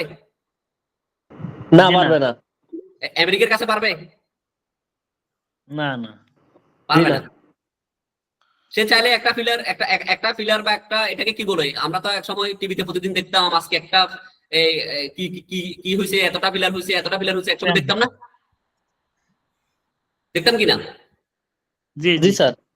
আচ্ছা, এই যে পদ্মা সেতু যারা কনস্ট্রাক্ট করছে, যারা কনস্ট্রাকশনের কাজ করছে, তারা তাদের ফিনান্সিয়াল স্টেটমেন্টের রেভিনিউটা কি একদম যেদিন পদ্মা সেতুটা বাংলাদেশ গভর্নমেন্টের কাছে হ্যান্ড ওভার করছে সেদিনই রিকুলেশন করছে, নাকি প্রতি বছর বছর রিকুলেশন করছে? আপনাদের কাছে কি মনে হয়? বছর বছর প্রতি স্যার, প্রতি বছর বছর বছর করবে। প্রতি বছর বছর করবে। আর রিয়েল এস্টেট কোম্পানি বিল্ডিংটা 2-3 বছর পর্যন্ত বানাচ্ছে, 2-3 বছর গিয়ে কাস্টমারকে হ্যান্ড ওভার করতেছে। রিয়েল এস্টেট কোম্পানি কখন রেভিনিউ রেগুলেশন করবে? যখন এক সেলস একটা ফ্ল্যাট যখন বিক্রি হবে তখন। যখন বিক্রি হবে তখন রেভিনিউ রেগুলেশন করবে না। কারণ যখন বিক্রি, অনেক সময় বিক্রিটা এখনো পর্যন্ত জমি কিনছে, ফাইলিং এর কাজও করে নাই, তখনও বিক্রি হতে পারে না? হতে পারে। হ্যাঁ, যখন ফাইলিং এর জি স্যার, কাজ হয় নাই স্যার, বিক্রি হতে পারে কিনা? জি স্যার, পারে স্যার। রেজিস্ট্রেশন করলে তখন রেগুলেশন হবে না স্যার, হবে না। তাহলে দুটোই কনস্ট্রাকশন, দুটো মিস্ত্রি দিয়ে খোঁড়াখুড়ি কাজ করে, এই ইঞ্জিনিয়াররা কাজ করে, দুটোই কনস্ট্রাকশনের কাজ। একটা রেভিনিউ রিকগনিশন করবে সে প্রতি বছর বছর যতটুকু কাজ করতেছে ততটুকু রেভিনিউ রিকগনিশন করবে। আবার আরেকজন রেভিনিউ রিকগনিশন করবে যখন হ্যান্ড ওভার অথবা registration, which one is G earlier, sir. ওই স্টেজে গিয়ে রেভিনিউ রিকগনিশন করবে রিয়েল এস্টেট কোম্পানি। দুটোই কনস্ট্রাকশন, দুটোর ক্ষেত্রে রেভিনিউ রিকগনিশন দুই রকম কেন? কেউ একজন উত্তর দিতে পারবেন? আমরা এই স্লাইডটাতে থাকি না থাকি, অন্য স্লাইডে চলে যাই। কেউ একজন উত্তর দিতে পারবেন?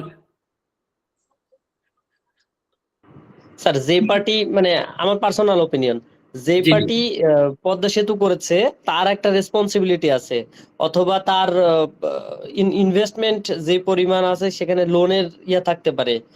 না, আর ইরিলেভেন্ট, আপনি আর বলিয়েন না, আপনার কথাগুলো স্যার, একদম ইরিলেভেন্ট। অন্য স্যার একজন এটা বলুন। হচ্ছে, স্যার এটা হচ্ছে ডিপেন্ড অন কন্ট্রাক্ট স্যার। আচ্ছা, ইরিলেভেন্ট। কথা হলো যে কনস্ট্রাক্ট করতেছে সে এটা যে কাস্টমারের হয়ে করতেছে তার কাছে ছাড়া অন্য কোথাও সেটাকে সে বিক্রি করতে পারবে কিনা, অল্টারনেট কোনো ইউজ আছে কিনা। যেমন রিয়েল এস্টেট কোম্পানি, আপনি একজনের কাছে সেল করলো, সে একটা ইনস্টলমেন্টের টাকা দিয়ে পরবর্তী ইনস্টলমেন্টের টাকাগুলো সে কন্টিনিউ করলো না, তাহলে সে এই প্ল্যাটটা অন্য একজন কাস্টমারের কাছে বিক্রি করতে পারবে না? পারবে পারবে। হ্যাঁ, পারবে স্যার। পারবে। তাহলে ওই প্ল্যাটটার কি আছে, অল্টারনেট ইউজ আছে, ওই কাস্টমার ছাড়াও অন্য কাস্টমারের কাছে সে বিক্রি করতে পারবে। কিন্তু পদ্মা সেতু যে কনস্ট্রাকশন করতেছে, বাংলাদেশ সরকার যদি ওকে পেমেন্ট না করে, সেটাকে সে অন্য কোনো সরকারের কাছে সে এটা বিক্রি করতে পারবে? পারবে না। তাহলে এটার প্রতি মানে যে কনস্ট্রাকশন করতেছে তার কোনো অল্টারনেট কোনো কি নাই, ইউজ করার কোনো সুযোগ নাই। নাই। ওই কনস্ট্রাকশনটা যার হয়ে করতেছে, যতটুকু কাজ করতেছে সেটার ওনার ওই কাস্টমার হয়ে যায়। মানে সে যদি আমার এখানে একটা ফিলার নির্মাণ করে, চাইনিজ কোম্পানি পদ্মা সেতুর একটা ফিলার নির্মাণ করলেও এই একটা ফিলারের ওনারশিপ কে মালিক হয়ে যায়? বাংলাদেশ গভর্নমেন্ট। বাংলাদেশ গভর্নমেন্ট হয়ে যায়। তাহলে ওনারশিপটা একটা সার্টেন পিরিয়ড পর্যন্ত, কাজ কমপ্লিট হওয়ার পর্যন্ত কি হতে পারে না, ওয়েট করতে পারে না। হয় না। কি বলছে বুঝছেন? জি তাহলে এখানে জি স্যার, জি স্যার। মূল কনসেপ্টটা বুঝছেন? কোন লোন ফাইন্যান্স এগুলো মূল কথা না, মূল কথাটা কি বলছে বুঝছেন? জি অল্টারনেট ইউজ কি বলছে বুঝছেন? জি জি right to payment, control, customer control করে। কারণ যে ফিলারটা এখানে বসাইছে সেই ফিলারটার কি চাইনিজ সরকার কন্ট্রোল করবে নাকি বাংলাদেশ সরকারই কন্ট্রোল করবে? বাংলাদেশ সরকার। বাংলাদেশ সরকারই করবে। কিন্তু আমার একটা রিয়েল এস্টেট কোম্পানি যতক্ষণ পর্যন্ত আমাকে হ্যান্ড ওভার ফ্ল্যাটের চাবি বুঝে দিবে না অথবা রেজিস্ট্রেশন করে দিবে না, ততক্ষণ পর্যন্ত ওটার রেসপন্সিবিলিটি কার, ওটার কন্ট্রোল কার হাতে থাকে? Developer Real estate company। তাহলে এখানে কন্ট্রোলটাও একটা মেইন। তারপরে জি স্যার। আর ফর এক্সাম্পল আমি পদ্মা সেতুর যখন আমি করে ফেলছি, আমি এখনো লাইট লাগাই নাই, বাইরে কোনো গাড়া টাড়ার আরো কিছু কাজ বাকি আছে, তাইলে তো বাংলাদেশ সরকারের প্রধানমন্ত্রীর গাড়িটা যদি আগের প্রধানমন্ত্রীর গাড়িটা যদি চাইতো, ওইসব কাজ শেষ হওয়ার পরে তার গাড়ি নিয়ে যেতে পারতো না? পারতো পারতো কিনা? পদ্মা সেতুর উপর দিয়ে যেতে পারতো নাকি চাইনিজ কোম্পানির অনুমতি লাগতো? পারতো যাইতে পারতো। যাইতে পারতো। তাহলে যতটুকু কাজ হচ্ছে সে কাজের প্রতি কাস্টমারের একটা কন্ট্রোল বা কাস্টমার সেটার যদি কোনো বেনিফিট পাওয়া যায়, সে বেনিফিটটা কনজিউম সেই সিমিলটেনিয়াসলি করতে পারবে। কি বলছে বুঝছেন? কাস্টমার এখানে তো বাংলাদেশ গভর্নমেন্ট একটা কাস্টমার না চাইনিজ কোম্পানির? জি তাহলে সে যতটুকু কাজ করবে তার একটা মানে রিসিভ করে ফেলবে এবং চাইলে সেটার বেনিফিটটাও সে কনজিউম করতে পারবে যদি কনজিউম করা যায়। এবং যেটা কনস্ট্রাকশন করতেছে সেটার উপরও কন্ট্রোল থাকবে কার? কাস্টমারের। এবং যে পার্টি এটা কনস্ট্রাক্ট করতেছে, ডেভেলপ করতেছে, সে ওই অ্যাসেটের কোনো অল্টারনেট ইউজ করতে পারবে না, অন্য কোথাও কারো কাছে বিক্রি করতে পারবে না। ওরকম যদি হয় তাহলে এটা ওভার দা পিরিয়ডের রেভিনিউ রিকগনিশন হবে। ওভার দা পিরিয়ড মানে যতটুকু কাজ কমপ্লিট হবে প্রতি বছর বছর বছর বছর ততটুকু কি হবে? রেভিনিউ রিকগনিশন করতে হবে। এটা রেজিস্ট্রেশন অথবা হ্যান্ড ওভারের জন্য অথবা পুরোপুরি কাজ শেষ হওয়ার জন্য ওয়েট করতে হবে না।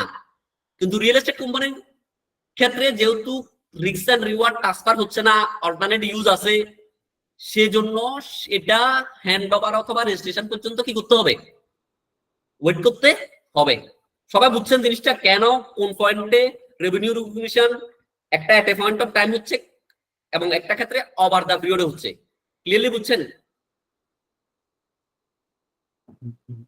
ভাইয়া আমি জি যদি বলেন। বলি একটু সময়টা, সেটা হচ্ছে অল্টারনেটিভ ইউজ যদি থাকে তাহলে হচ্ছে যে কন্ট্রোল না ট্রান্সফার বা অ্যাসেটটা ট্রান্সফার হওয়ার আগ পর্যন্ত আমি ওই যে রেভিনিউ হিসেবে রেভিনিউ রিকগনাইজ রিকগনিশন করতে করবো পারবো না, না। করতে হ্যাঁ, পারবে না। যদি অল্টারনেটিভ ইউজ না থাকে কন্ট্রোল অটোমেটিক্যালি আমার কাছে চলে আসতেছে, তখন আমি রেভিনিউ রিকগনাইজ করবো ওভার দ্য পিরিয়ড, বছর কি ওভার বছর, দা তাই তো? পিরিয়ড। Clear clear.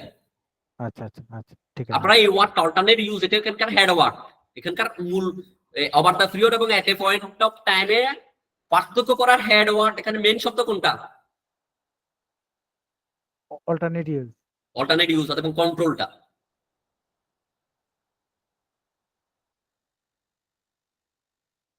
ক্লিয়ার? সবাই ক্লিয়ার? এবং যতটুকু কাজ করছে ততটুকু পার্সিয়াল পেমেন্ট পাওয়ার অধিকার। ঠিক আছে না? মনে করেন চাইনিজ কোম্পানি 5টা 7টা 10টা ফিলার কনস্ট্রাক্ট করার পরে সে চলে গেল, বা আমরা তার সাথে কন্ট্রাক্টটা ইয়া করে ফেললাম, বাতিল করে দিলাম, তাহলে ওকে ওই পেমেন্টটা দিতে হবে না বাংলাদেশ গভর্নমেন্টকে যতটুকু কাজ করছে based on international best practice completion সার্টিফিকেটের উপর বেস করে কত পার্সেন্ট কাজ কমপ্লিট হয়েছে ওটার উপর বেস করে ওকে আমাকে পেমেন্ট করতে হবে না? জি করতে হবে জি কিনা? স্যার। তাহলে এই ক্ষেত্রে আমরা ওকে ওভার দা পিরিয়ডে রেভিনিউ রিকগনিশন করতে পারবো। এখন এই যে একটা পদ্মা সেতু, এটা 30,000 কোটি টাকার একটা প্রজেক্ট, বা চাইনিজ কোম্পানির সাথে যে কাজ, সেই কাজের জন্য হয়তো বা চাইনিজ কোম্পানি পাইছে 10,000 কোটি টাকা বা 15,000 কোটি টাকা, হয়তো বা নদী শাসন, আদার্স আরো পুনর্বাসন, লোকদেরকে পুনর্বাসন, ওটা সেটা আরো অন্যান্য পারপাসে এই 30,000 কোটি টাকার ভিতর তো অনেক অনেক কিছু জড়িত।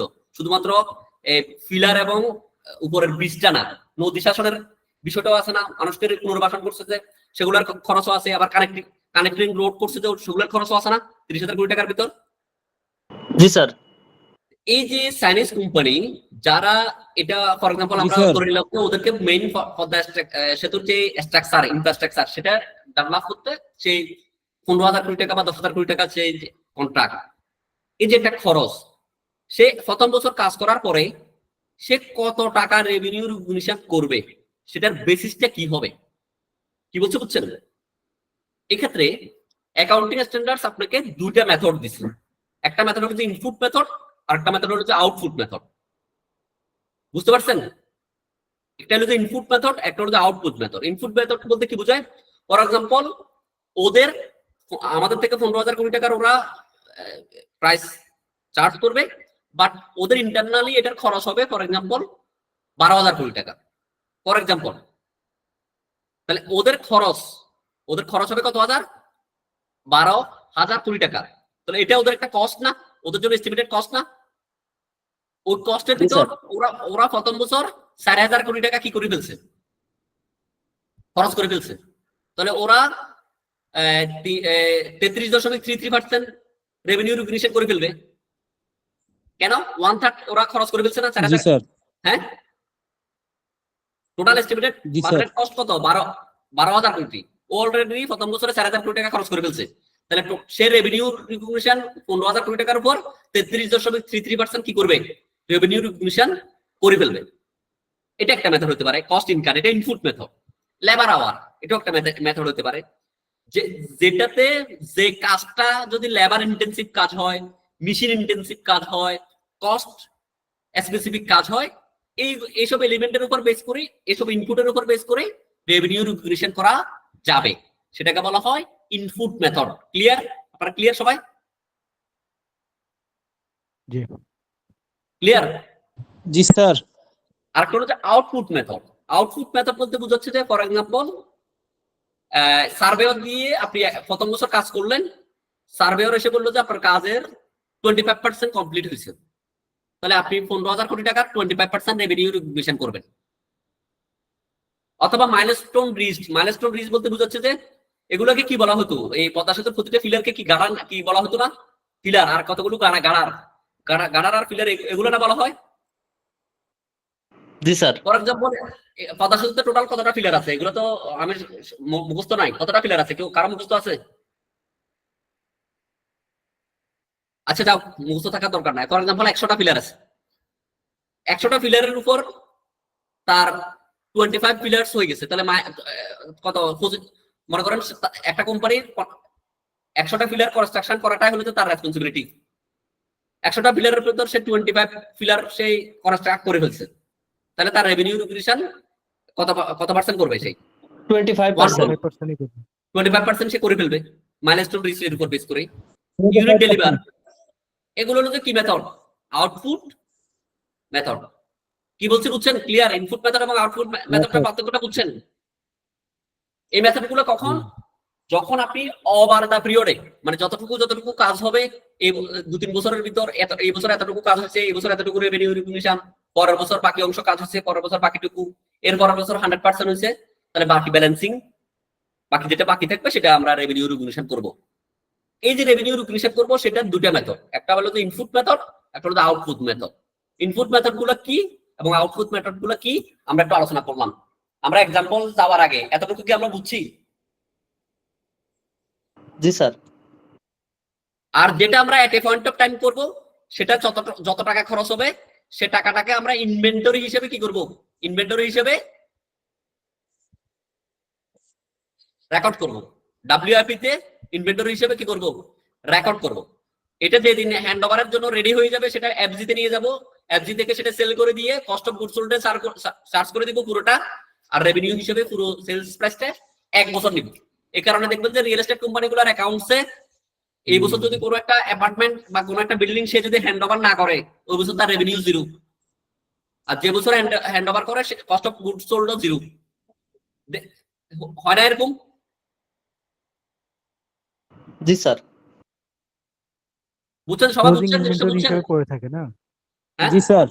মানে ক্লোজিং ইনভেন্টরি হিসেবে পড়ে থাকে সেল করার হ্যাঁ, পরে। ইনভেন্টরি হিসেবে পড়ে থাকবে।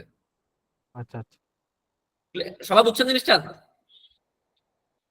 আচ্ছা, এখন এখানে একটা এক্সাম্পল দেখি।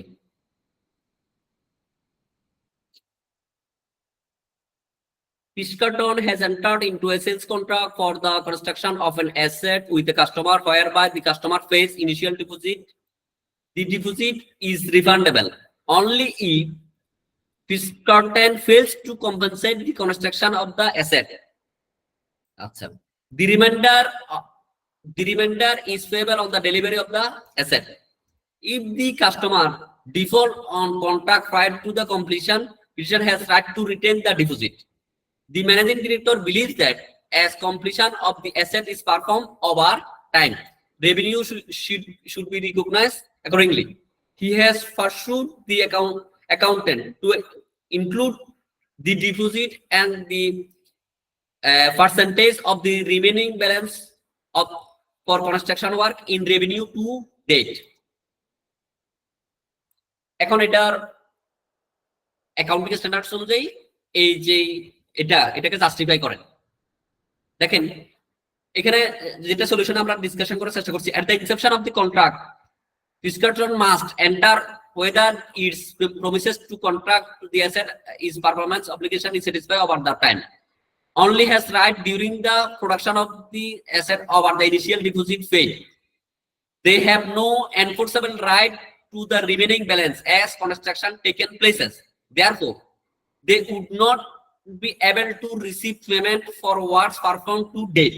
Additionally, সেখানে বোঝাতে চাচ্ছে যে সেই একটা নির্দিষ্ট ডেডলাইনের ভিতর কাজটা কমপ্লিট করবে এরকম একটা কমিটমেন্ট দিয়ে সে একটা কাজ করতেছে, একটা এগ্রিমেন্টে পৌঁছাছে, এবং এটার জন্য কাস্টমার তাকে একটা ইনিশিয়াল ডিপোজিট দিছে,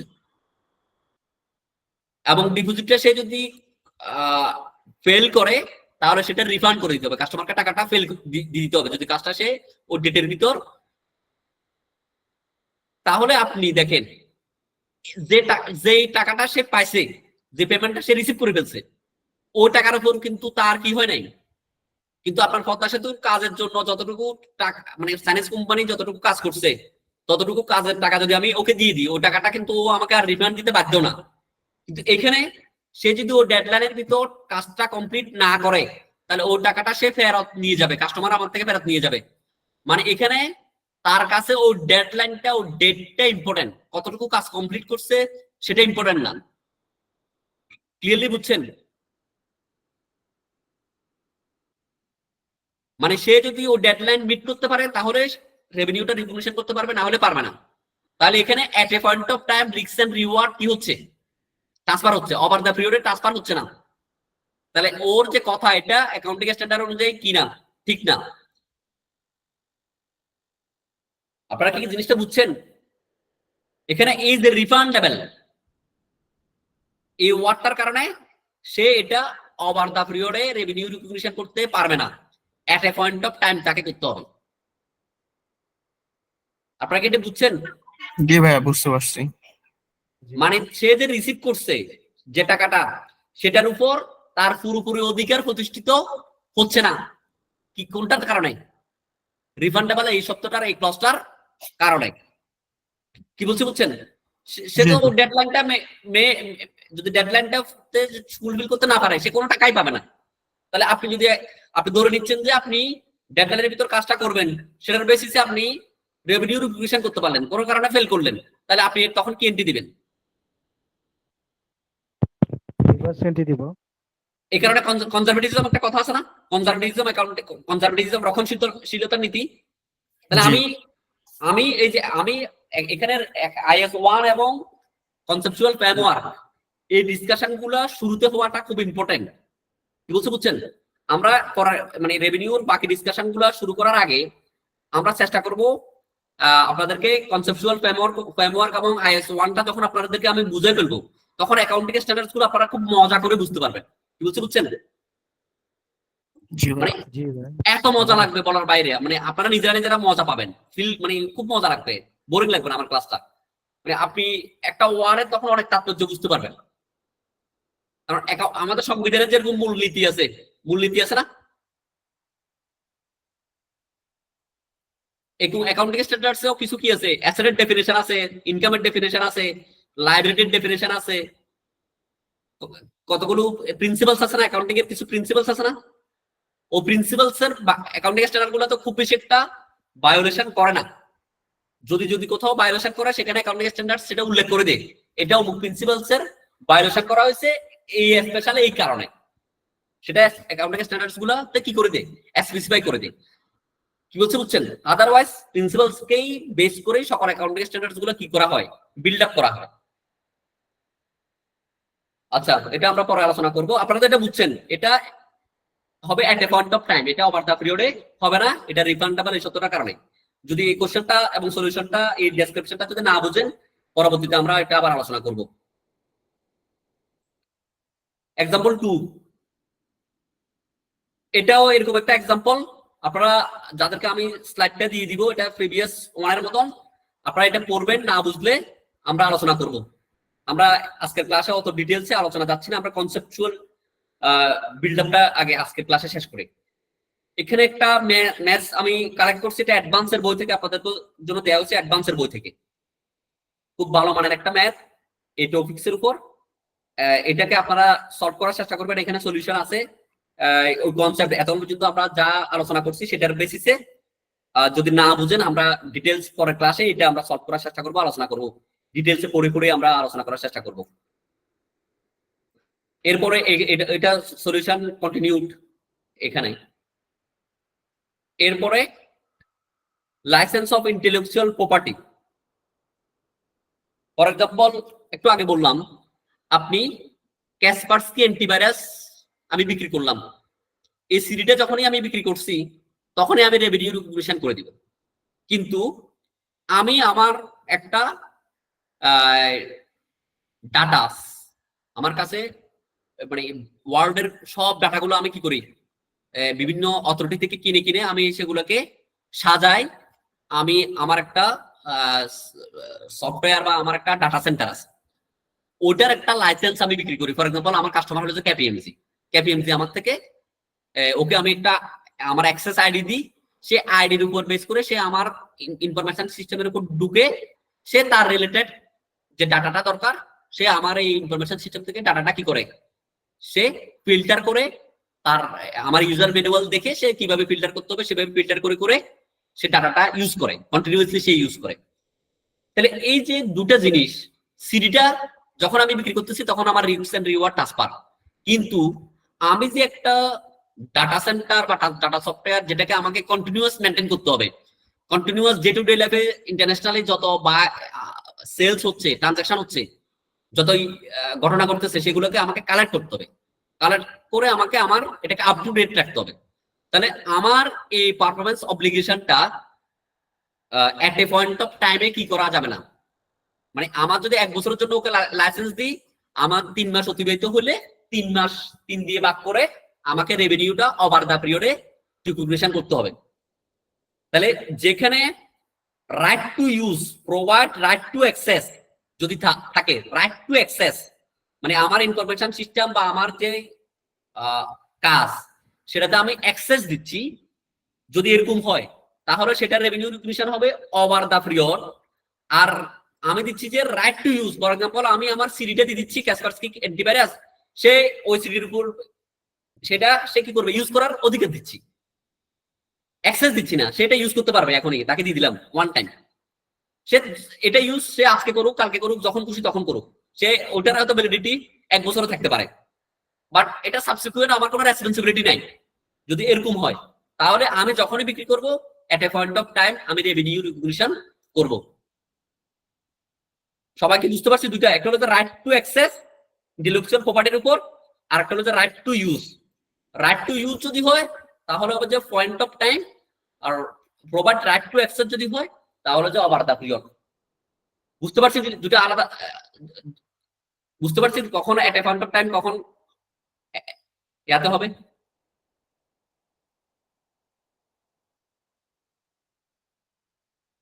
কি বলছে বুঝতে পারছেন আপনারা? জি ভাইয়া। হ্যাঁ, আচ্ছা, এটা কখনো আইসিবি তে টেস্ট হয় নাই, কখনো যদি আসে আপনারা এই এখানকার হেড ওয়ার্ড হলো right to use, right to access, এই দুটো হেড ওয়ার্ড, এই দুটো হেড ওয়ার্ডের উপর বেস করে আপনি at a point of time এবং ওভার দা পিরিয়ডটা কি করার চেষ্টা করবেন, ডিফাইন করার চেষ্টা করবেন। Sales with a right of return.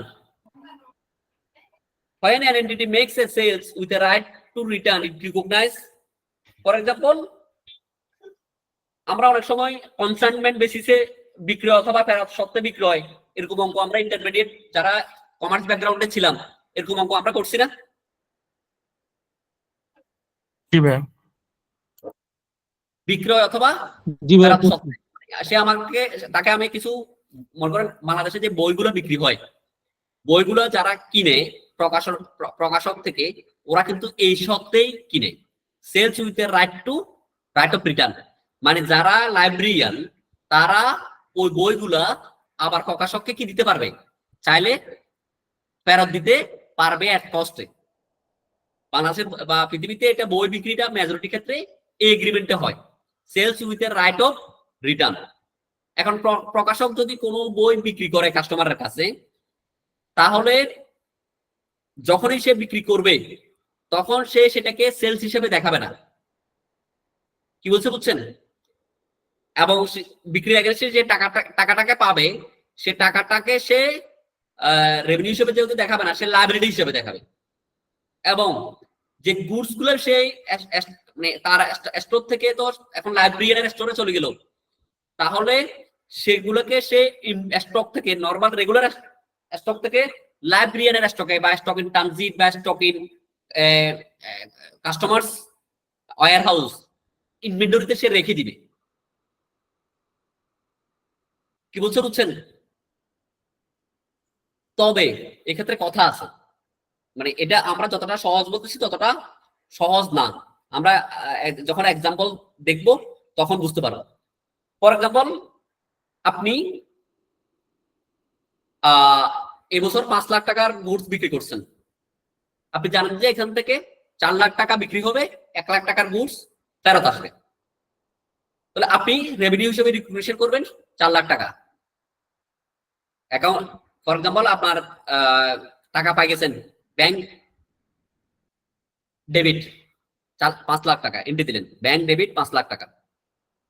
Revenue হিসেবে রিকগনিশন করবেন, যেহেতু এক্সপেক্টেড করতেছেন এই 4 লাখ টাকার ভিতর, এই 5 লাখ টাকার ভিতর 4 লাখ টাকা সেলস থাকবে, বাকি 1 লাখ টাকা ফেরত দিতে হবে টাকাটাকে। তাহলে 1 লাখ টাকা আপনি রিফান্ড লাইবিলিটি হিসেবে বুক করবেন 1 লাখ টাকা, লাইবিলিটি হিসেবে বুক করবেন ক্রেডিট 1 লাখ টাকা, আর রেভিনিউ হিসেবে ক্রেডিট করবেন 4 লাখ টাকা। আচ্ছা, এখন আপনি তো যখন 5 লাখ টাকা আপনার গুডস থেকে স্টোর থেকে চলে গেল, আপনার যদি পারপেচুয়াল ইনভেন্টরি সিস্টেম হয়, আপনার যখন অটোমেটেড সফটওয়্যার থাকে, আপনি যখন গুডস গুলা আপনার গেট পাস হয়ে ডেলিভারি চালানো হয়ে চলে যাবে, তখন তো আপনার এখানে cost of goods sold automatic journal পড়ে যাবে।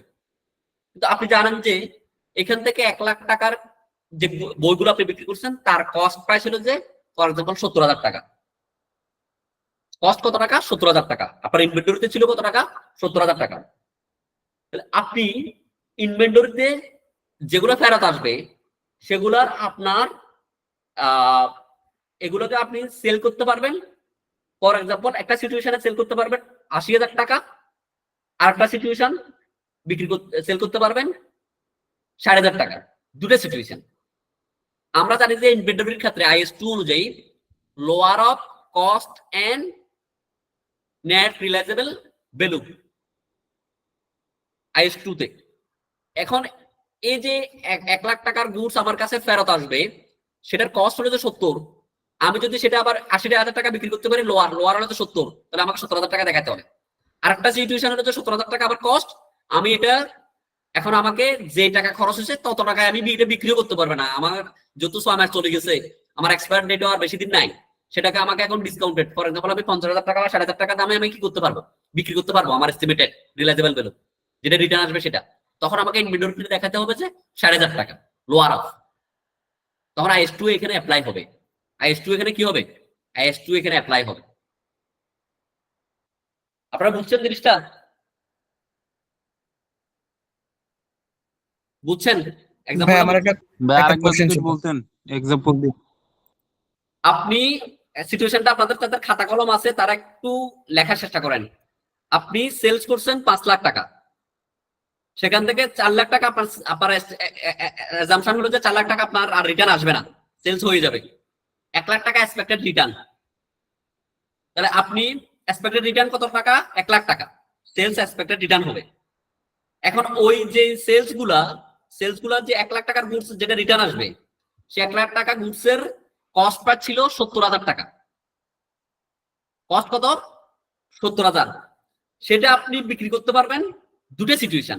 1 নাম্বার সিচুয়েশনটাতে 80,000 টাকা, আরেকটা সিচুয়েশনে 7,500 টাকা। দুটো সিচুয়েশন যদি হয়, প্রথম সিচুয়েশনে cost price which one is lower, তাহলে কস্ট প্রাইস 70,000 টাকা ইনভেন্টরি হিসেবে যাবে, ক্লোজিং ইনভেন্টরি হিসেবে 70,000 টাকা দেখাতে হবে।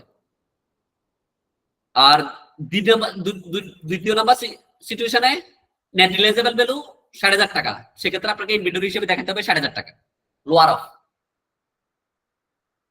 হ্যাঁ, আমার একটা কোশ্চেন ছিল। সেক্ষেত্রে যদি আমি মানে হচ্ছে 60K হিসাবে দেখাই, তো আমার 10K আমি কিভাবে ট্রিটমেন্ট দিব? সেটাকে এক্সপেন্স অফ করে ফেলবো ভাইয়া?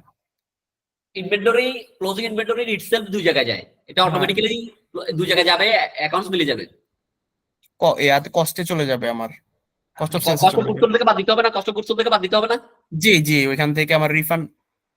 অটোমেটিক্যালি চলে যাবে। এটা আপনার যারা অ্যাকাউন্টিং ডুয়াল কনসেপ্ট বুঝে, আপনার আগে 17,000 টাকা বাদ যাইতো, এখন 7,500 টাকা বাদ যাবে। আবার ইনভেন্টরি তো যোগ হবে কত, 17,000 টাকায় 7,000। 60,000 টাকা।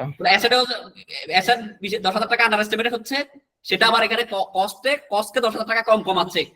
জি আগে 17,000 টাকা, এটা মাইনাস হয় না, কস্ট অফ গুডস সোল্ড থেকে মাইনাস হয় না, জি ক্লিয়ারলি বুঝছেন? জি হ্যাঁ, তাহলে সেই ক্ষেত্রে তো আমার ডুয়াল এন্ট্রি খুঁজতে যায় না, ক্লোজিং ইনভেন্টরি না। Itself dual entry. জি, সেক্ষেত্রে তো ভাই তাহলে আমার কস্টিংটা বেড়ে যাচ্ছে, যে মানে আমি যদি রক্ষণশীলতার নীতি অনুযায়ী তো এটাই, কস্টিং তো বাড়াতে হবে, জি। রক্ষণশীলতার নীতি। জি ভাই বুঝতে পেরেছি। আইএস 2, এ কারণে আপনাদেরকে আমি ওই চলে যেতে হবে কোথায়, IS 1 এবং কনসেপচুয়াল ফ্রেমওয়ার্ক, ওই আলোচনাটাতে চলে যেতে হবে। ওটা বুঝলে অ্যাকাউন্টিং স্ট্যান্ডার্ড গুলো মজা পাবেন। আস্তে আপনারা কি মজা পাচ্ছেন নাকি বোরিং লাগতেছে? না ভাই, মজা পাচ্ছি। এবং এগুলো মনে থাকবে। আমার এইভাবে আমরা যদি লাইভলি এক্সাম্পল দিয়ে যদি পড়তে পারি, আমাদের পরীক্ষার সময় কি থাকবে, মনে থাকবে। মনে থাকবে আসলে, হ্যাঁ, আসলে মনে থাকবে ভাই। মনে থাকবে। আর আপনাদেরকে আমি এটা শেয়ার করে দিব, পিডিএফ ফাইলটা আমাদের ক্লাস যখন শেষ হবে তখন শেয়ার করব। আগে শেয়ার করলে কি হবে, আমার মানে আপনাদের কাছে জিনিসটা নতুন, মানে ইন্টারেস্টিং মনে হবে না, না আমার ক্লাসটা তখন আর কি হবে না, মজা লাগবে না। এখানে একটা এক্সাম্পল আছে, আমি জানাল সহ দিয়ে দিচ্ছি, যে টপিকসটা আমরা এখানে আলোচনা করছি সেটা এখানে এক্সাম্পল আছে, আপনারা অঙ্কটা দেখে নেবেন, হয়ে যাবে। বুঝছেন? জি ভাই। আচ্ছা, রিপারচেজ এগ্রিমেন্ট আমরা আগামী ক্লাসে, বাকি অংশ যেটা রিপারচেজ এগ্রিমেন্ট, এটা আগামী ক্লাসে আমরা কি করব, ওয়ারেন্টিসটা আজকে একটু আলোচনা করে দিই, তারপরে ওয়ারেন্টিসটা আলোচনা করি, প্রিন্সিপাল এবং এজেন্টটা, এই দুটা জিনিস আজকে আলোচনা করি। এরপরে আমরা একটু কোশ্চেন আনসার সেশনে চলে যাব, কারণ আমাদের সময় আর 20 মিনিট, এর বেশি কিছু আজকে আলোচনা করে শেষ করা যাবে না, তাহলে কোশ্চেন আমরা নিতে পারবো না, তাই না? তাহলে আমরা সর্বপ্রথম ওয়ারেন্টি নিয়ে একটু আলোচনা করি। দেখেন, ওয়ারেন্টিটা কখন, এটাকে সেপারেট পারফরম্যান্স হিসেবে চিন্তা করবেন। ওয়ারেন্টিটাকে কখন আপনি IS 37 হিসেবে একটা লায়াবিলিটি হিসেবে চিন্তা করবেন। কি বলছে বুঝছেন? ওয়ারেন্টি ফর এক্সাম্পল, আপনি একটা টেলিভিশন বিক্রি করছেন, টেলিভিশনে আপনার নরমাল 3-4-5 মাসের একটা, বাংলাদেশের স্ট্যান্ডার্ডস, এটা একদম প্রতিটা কোম্পানি একটা 3-4-5 মাসের একটা ওয়ারেন্টি দেয়, নরমাল, এটা বিজনেস নর্ম, এটাই প্র্যাকটিস। যদি এরকম হয় এবং এটা এই দেশের ল অনুযায়ী, বেস্ট প্র্যাকটিস অনুযায়ী এটাতে আপনি দিতে বাধ্য, এবং এটার কারণে আপনার প্রাইসিং এও খুব বেশি একটা এদিক সেদিক হচ্ছে না, যদি এরকম সিচুয়েশন হয়, তাহলে সেটা মানে আপনি যত টাকা টিভি বিক্রি করছেন পুরোটাই আপনার রেভিনিউ, ব্যাংক ডেবিট বা ক্যাশ ডেবিট, রেভিনিউ ক্রেডিট।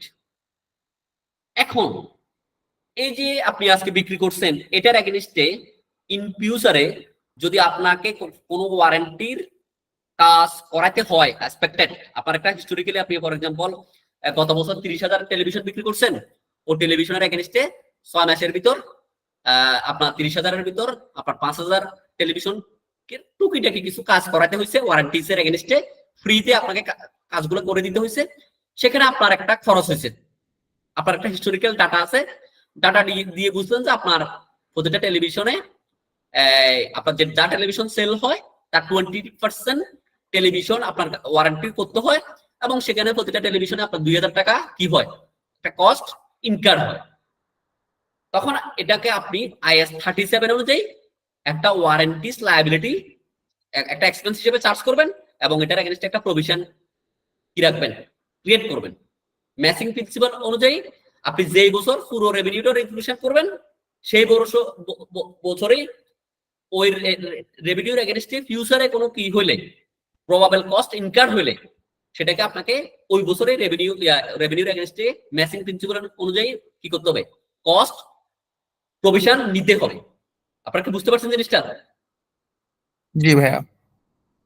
তাহলে এটা যদি নর্মাল বিজনেস নর্মস হয়, কোন এক্সটেন্ডেড যদি ওয়ারেন্টি না হয়, এটা যদি স্ট্যান্ডার্ড বিজনেস প্র্যাকটিস হয়, যেমন এখানে আমি দেখলাম does the customer have option to purchase the warranty separately, এখানে সেপারেটলি কেনার কোনো অপশন যদি থাকে তাহলে সেটা পারফরম্যান্স অব্লিগেশন সেপারেটলি হবে, রেভিনিউ হিসেবে আসবে, সেটাও 37 অ্যাপ্লাই হবে না, সেটাকে রেভিনিউ থেকে বাদ দিতে হবে, সেটাকে সেপারেট ওয়ারেন্টিটাকে সেপারেট একটা প্রোডাক্ট ধরতে হবে, টেলিভিশনটাকে সেপারেট প্রোডাক্ট ধরতে হবে। কারণ কাস্টমার চাইলে ওয়ারেন্টি সহ কিনতে পারে, চাইলে ওয়ারেন্টি ছাড়া কিনতে পারে, যদি এরকম হয়। যদি নো হয় তাহলে সেটা IS 37। ক্লিয়ার? বুঝছেন জিনিসটা? জি ভাইয়া। Are the service in addition to the SU that product complies agreed specification provide, এটা মনে করেন নরমাল ইন্ডাস্ট্রিতে 6 মাস, আপনি দিলেন 6 বছর, তাহলে 6 বছর যদি দেন তাহলে সেটা আবার এক্সটেন্ডেড হচ্ছে না? জি ভাইয়া। তাহলে আপনার সেই ওয়ারেন্টিটাকে সেপারেট রেভিনিউ হিসেবে কি করতে হবে, ট্রিট করতে হবে। কি বলতে বুঝছেন? জি ভাইয়া।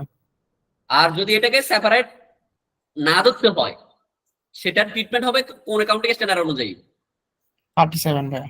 IS 37। আমরা যখন IS 37 করব তখন এটা সম্পর্কে আমরা আরেকটু ডিটেইলস জানতে পারবো। আপনারা কি ওয়ারেন্টিস এর এটা বুঝছেন? জি ভাইয়া। হ্যাঁ, একটা কোশ্চেন ছিল যদি জি পারতেন। বলেন বলেন। এই প্রভিশনের ক্ষেত্রে ভাইয়া যদি এটা ধরেন ভাইয়া লং টার্ম হয় সেক্ষেত্রে কি এখানেও কি ডিসকাউন্টিং এর কোনো ইস্যু আসে?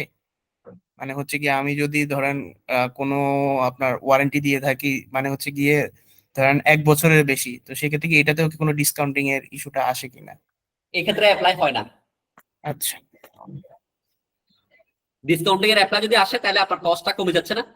জি রক্ষণশীলতার নীতি অনুযায়ী তো কমানোর দরকার নেই, জি। কারণ এটা আপনি খরচ করতেছেন, রেভিনিউ জি। বলেও কিন্তু। আচ্ছা, মানে ধরেন অনেক ক্ষেত্রে বলা হয় যে 2 বছরের ওয়ারেন্টি বা 3 বছরের ওয়ারেন্টি। ওয়ারেন্টি না, এই ক্ষেত্রে ডিসকাউন্টিং করার কথা আলোচনা আসে না এই তেমন একটা, কারণ এটা খরচ হচ্ছে। জি বুঝতে পারছি। আচ্ছা, তারপর আপনি যে কোশ্চেনটা করছেন আমি ওই অ্যাঙ্গেলে কখনো চিন্তা করি না। তারপর আমি ডেপথে কোথাও একটু স্টাডি করে যদি আমি যে এখন যে বক্তব্যটা দিচ্ছি তার থেকে যদি ডিফারেন্স কিছু পাই আমি আলোচনা করব, আর না হলে আপনি আমার এটাকে কারেক্ট ধরে নেবেন। জি বুঝতে পারছেন? জি। আচ্ছা,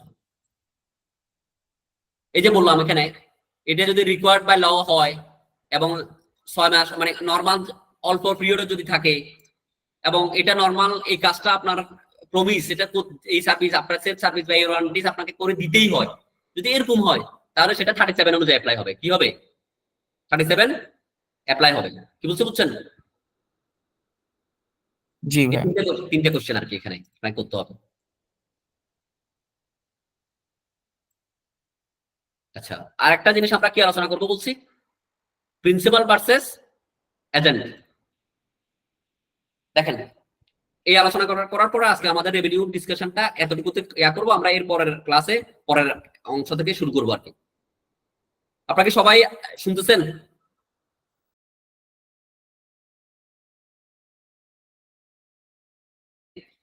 এই 4টা কন্ডিশনের সবগুলোই যদি ফুলফিল করে, শুধুমাত্র মানে এই 4টা যদি যে কোনো একটাই যদি রিস্ক নিয়ে নেয়, এই 4টার যে কোনো একটা যদি সে নিয়ে নেয় তাহলে সে প্রিন্সিপাল হয়ে যাবে।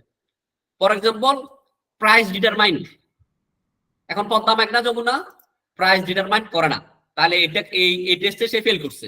এই 4টার যে কোনো একটা অথবা 4টা একটা। তারপরে ইনভেন্টরি রিস্ক, এই পয়েন্টটা আপনারা জানেন কি না জানি না, পদ্মা মেঘনা যমুনা যে তেল ইস্টার্ন রিফাইনারি থেকে বা ইস্টার্ন রিফাইনারি থেকে কিনে, সেই পদ্মা মেঘনা যমুনার কোনো একটা ট্যাঙ্কে যদি আগুন ধরে বা কোনো একটা যদি লস হয়, সে লসের দায়টা পদ্মা মেঘনা যমুনার দায়, মানে সেটা বাপেক্স বা ইস্টার্ন রিফাইনারি সেটার বিপিসি স্যার, বিপিসি বা স্ট্যান্ডার্ড ভ্যালিডি সেটা দায় বহন করে না। তাহলে ইনভেন্টরি রিস্কটা কে বিয়ার করে? পদ্মা, মেঘনা, যমুনা বিয়ার করে। তারপরে primary responsibility to provide goods and service. এই যে গুডস এবং সার্ভিস, এটার কোয়ালিটিটা কেমন হবে, এটার রেসপন্সিবিলিটি পদ্মা, মেঘনা, যমুনা বিয়ার করে না। এটা তো কে দেয়? স্টেট রিফাইনারি দেয়। তো সুতরাং ওই রেসপন্সিবিলিটিটা ওর নাই। কার নাই? পদ্মা, মেঘনা, যমুনার নাই। আচ্ছা, ক্রেডিট রিস্ক, সে যদি সেনাবাহিনীর কাছে বিক্রি করে, সে যদি কারো কাছে তেল বিক্রি করে, ওই কাস্টমার যদি তেলের টাকা পরিশোধ করতে ব্যর্থ হয়, এর ক্রেডিট রিস্কটা কার রিস্ক? এটা কি বাপেক্স বিয়ার করবে নাকি পদ্মা, মেঘনা, যমুনা বিয়ার করবে? এই চারটার যে কোনো একটা যদি পদ্মা, মেঘনা, যমুনা বিয়ার করবে তাহলে সে প্রিন্সিপাল হয়ে যাবে। এবার আপনি বলেন, পদ্মা, মেঘনা, যমুনা সেলস হিসেবে কমিশনটা দেখাবে নাকি রেভিনিউ পুরো সেলস প্রাইসটা দেখাবে? ভাইয়া এই এখন যেটা বললেন এখানে যদি ইনভেন্টরি রিস্ক, ক্রেডিট রিস্ক যেটা বলেন, যদি ক্রেডিট রিস্কটা যদি পদ্মা, মেঘনা, যমুনা তারা যদি বেয়ার করে তাহলে অবভিয়াসলি তারা হচ্ছে প্রিন্সিপাল হিসেবে ট্রিট হবে। আর প্রিন্সিপাল হইলে সে রেভিনিউটা 100% দেখাবে, তাই না? জি ক্লিয়ার এখন? জি ভাইয়া, বুঝতে পারছি। সুতরাং এখানে প্রাইসটাই মেইন না, মানে এই চারটার এই চারটা জিনিস আপনাকে জানতেই হবে। কি বলছে বুঝছেন?